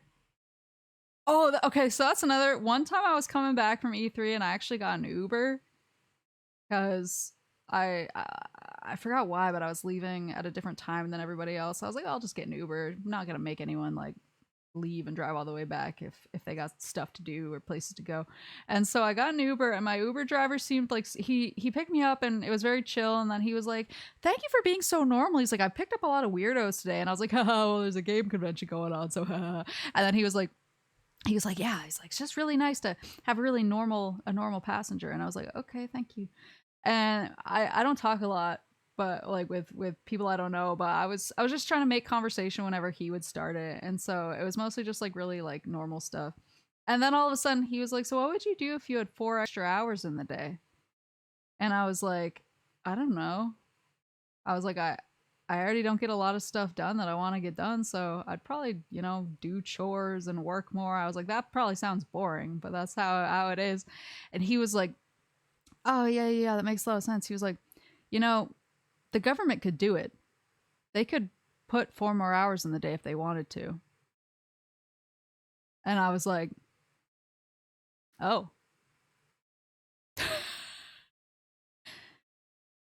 Okay. I was like, "Let me out." Every time I'm like, "I wish there was more hours in the day or more hours in the week," I always think of that guy, and I'm like, I was like, "Oh." No, not subdivide. He literally meant add 4 extra hours. He was like, they could make it a 28-hour day if they wanted. And I was like, oh. Spanish.com. Spanish.com.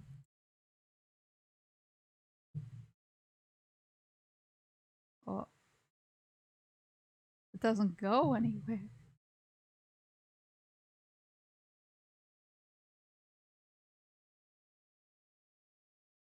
You should feel proud of your English. English is really hard. Whenever I learn another language, I'm like, this makes so much more sense than it does in English. Like the way words are put together or tenses or something. I'm like, oh, that makes way more sense. English English is so weird.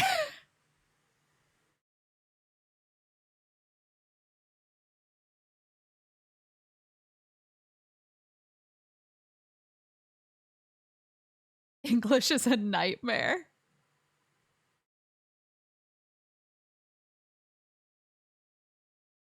Oh, I'm glad my accent's easy. I actually I told Leah this.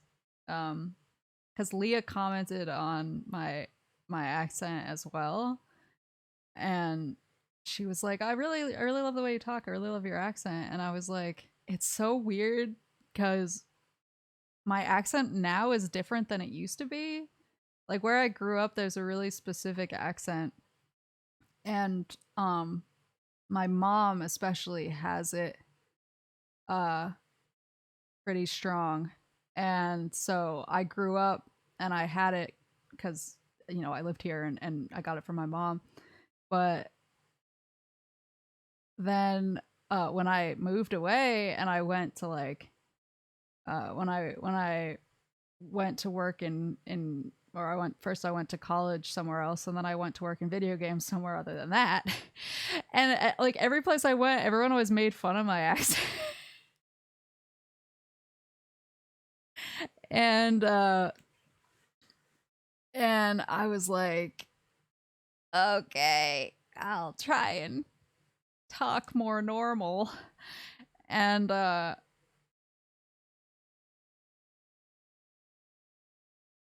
so I like practice. Yeah, my accent's pretty normal. I think, but I think like sometimes parts of it slip out, especially when especially when I'm like, and it's not like I'm purposefully hiding it now. It just like I phased it out because I was just trying not to use it. Um and and so because I was trying not to use it, I I think I talk more like more what's the word? I'm more like aware of how I'm enunciating things and everything, but so maybe that's why it's easy. Um that's good. I'm glad that it has that effect. Um I mean, honestly, the accent where I'm from is kind of a nightmare. So well, I think it's really funny. Uh and and sometimes it slips out and people laugh at me. I'm like I'm just like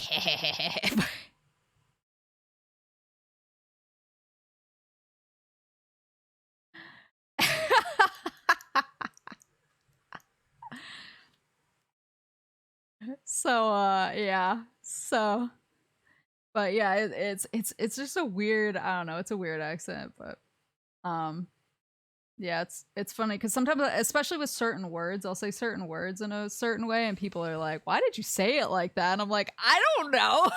That's how you say it." So I feel like I'm like this weird like half accent now.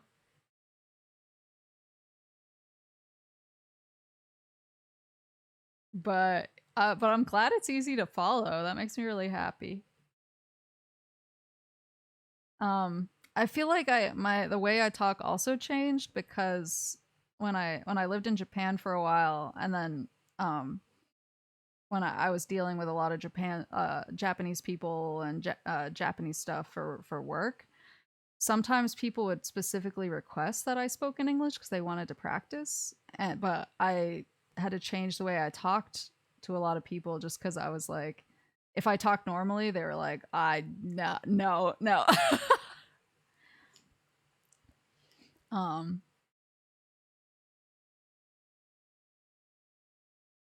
Yeah, yeah. Living in Japan really messed. Like when I came home, like my mom was like, "Why are you talking like that?" And I was like, "I don't know," because I speak Japanese half the time, and then the other half of the time I'm trying to like speak in a way that's really like nice and understandable, which is not our normal accent.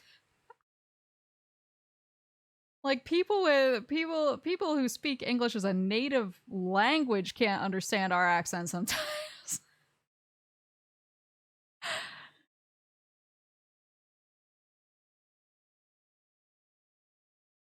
Usually slip of a redneck side pause. Yep. Yeah.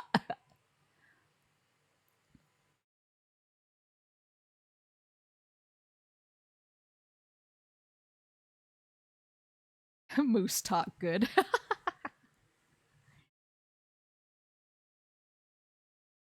Yeah, yeah, it's the same.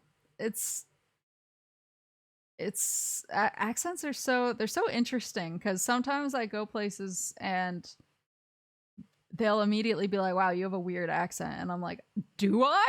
Like, I think I have a pretty standard, straightforward accent, but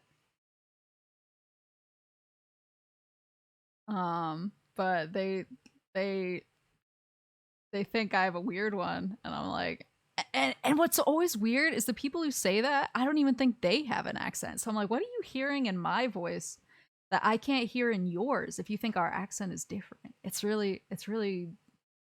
interesting. Language is super interesting. I like learning new languages though, and I want to get better at my Japanese again. But yeah, I'll do a Spanish learning stream. That'll be fun. That'll be fun. I'll add it to the list. It's on the list. English 2.0. It needs some patches. Needs some patches. Gotta buff it. It is not. It's a mess. It's been cobbled together from the back end. You can just tell.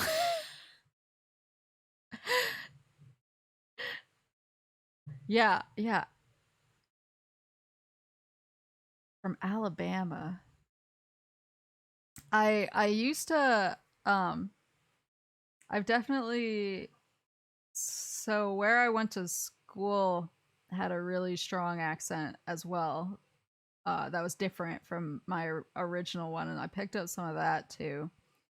But I would always meet people who would sometimes, y'all watch King of the Hill?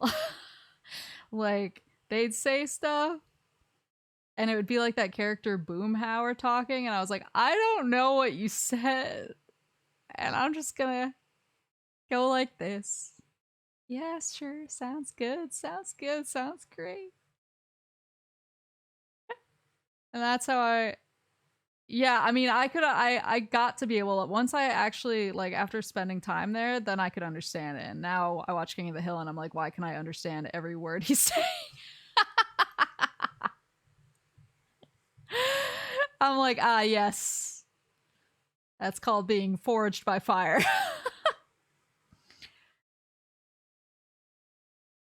But I like Alabama accents. I went to I used to hang out with people from there.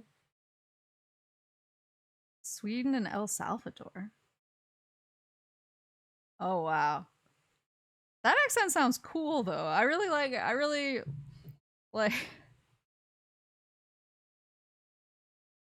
King of the Hill is my favorite anime.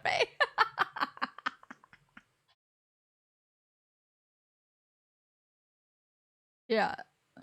Oh, that accent sounds really cool. Mixture of German and British accents.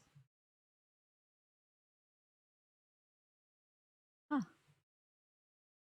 I can't do other accents very well. I've never been able to like mimic other accents, which is like so whenever I'm trying to mimic stuff I hear on like Bake Off, I'm immediately like, nobody judge this. Nobody judge this. My my main man, one of my main man on the current British Bake Off, Jurgen though, he's German. He's German. Um and he's always like, they keep coming over and trying to make jokes at him, like they called him Jurgs, and he was like, I don't understand this English joke of adding s at the end of things. And I was like, go off, Jurgen. You tell him. He's the best.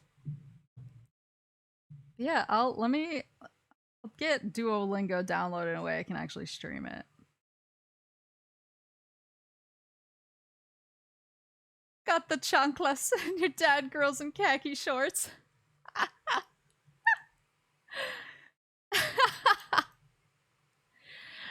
That's really good. But anyway, I just realized I've just chunkless. I'm sure you guys have seen the video of La Chancla where it's like, this is how mothers are able to do it all, to keep their kids in line and get their grades good, and I'll post it in the Discord. I love that video. La Chancla.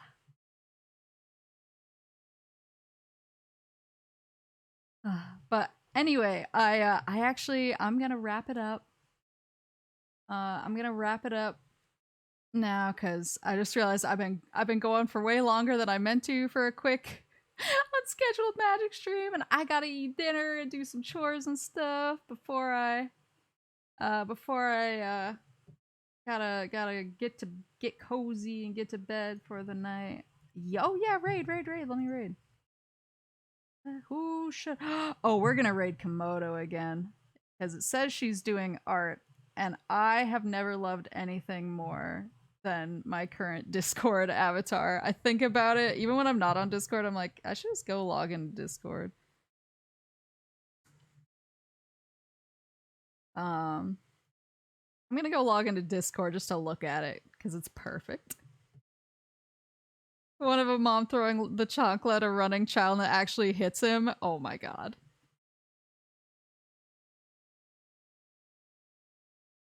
Let's see. Raid target.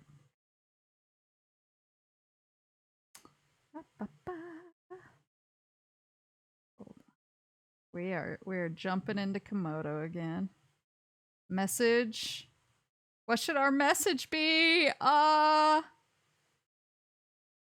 We need to exchange chancla vids. I want to do something chancla. Yeah, I was gonna say. I was like, can we just say, moose la chancla? Or something like that. I don't know. Somebody who's smarter and funnier than I am.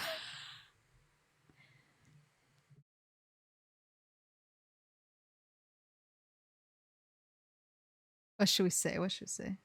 Are you the girl that cried about Xenoblade? No, that wasn't me! There we go. Moose La Chancla. Let's go. Moose La Chancla.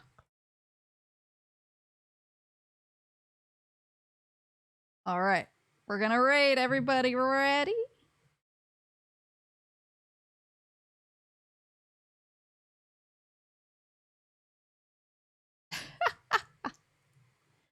Alright, we're going in! Oh my god, she's drawing Heaven Ren. This is gonna be good. Alright. Well, I will end my stream. Thank you for the reminder. I will see you guys tomorrow for the End of Luigi's Mansion. I won't get mad. I won't be a gamer. It'll all be good. And I'll set up a Spanish learning stream for whenever I'm back. And I'll see you for Doom on Friday. More details to come. Thank you for coming. Thank you for helping me with magic. It's been awesome. Otsu Moose. Otsu Moose. And let's give Komodo La Chancla.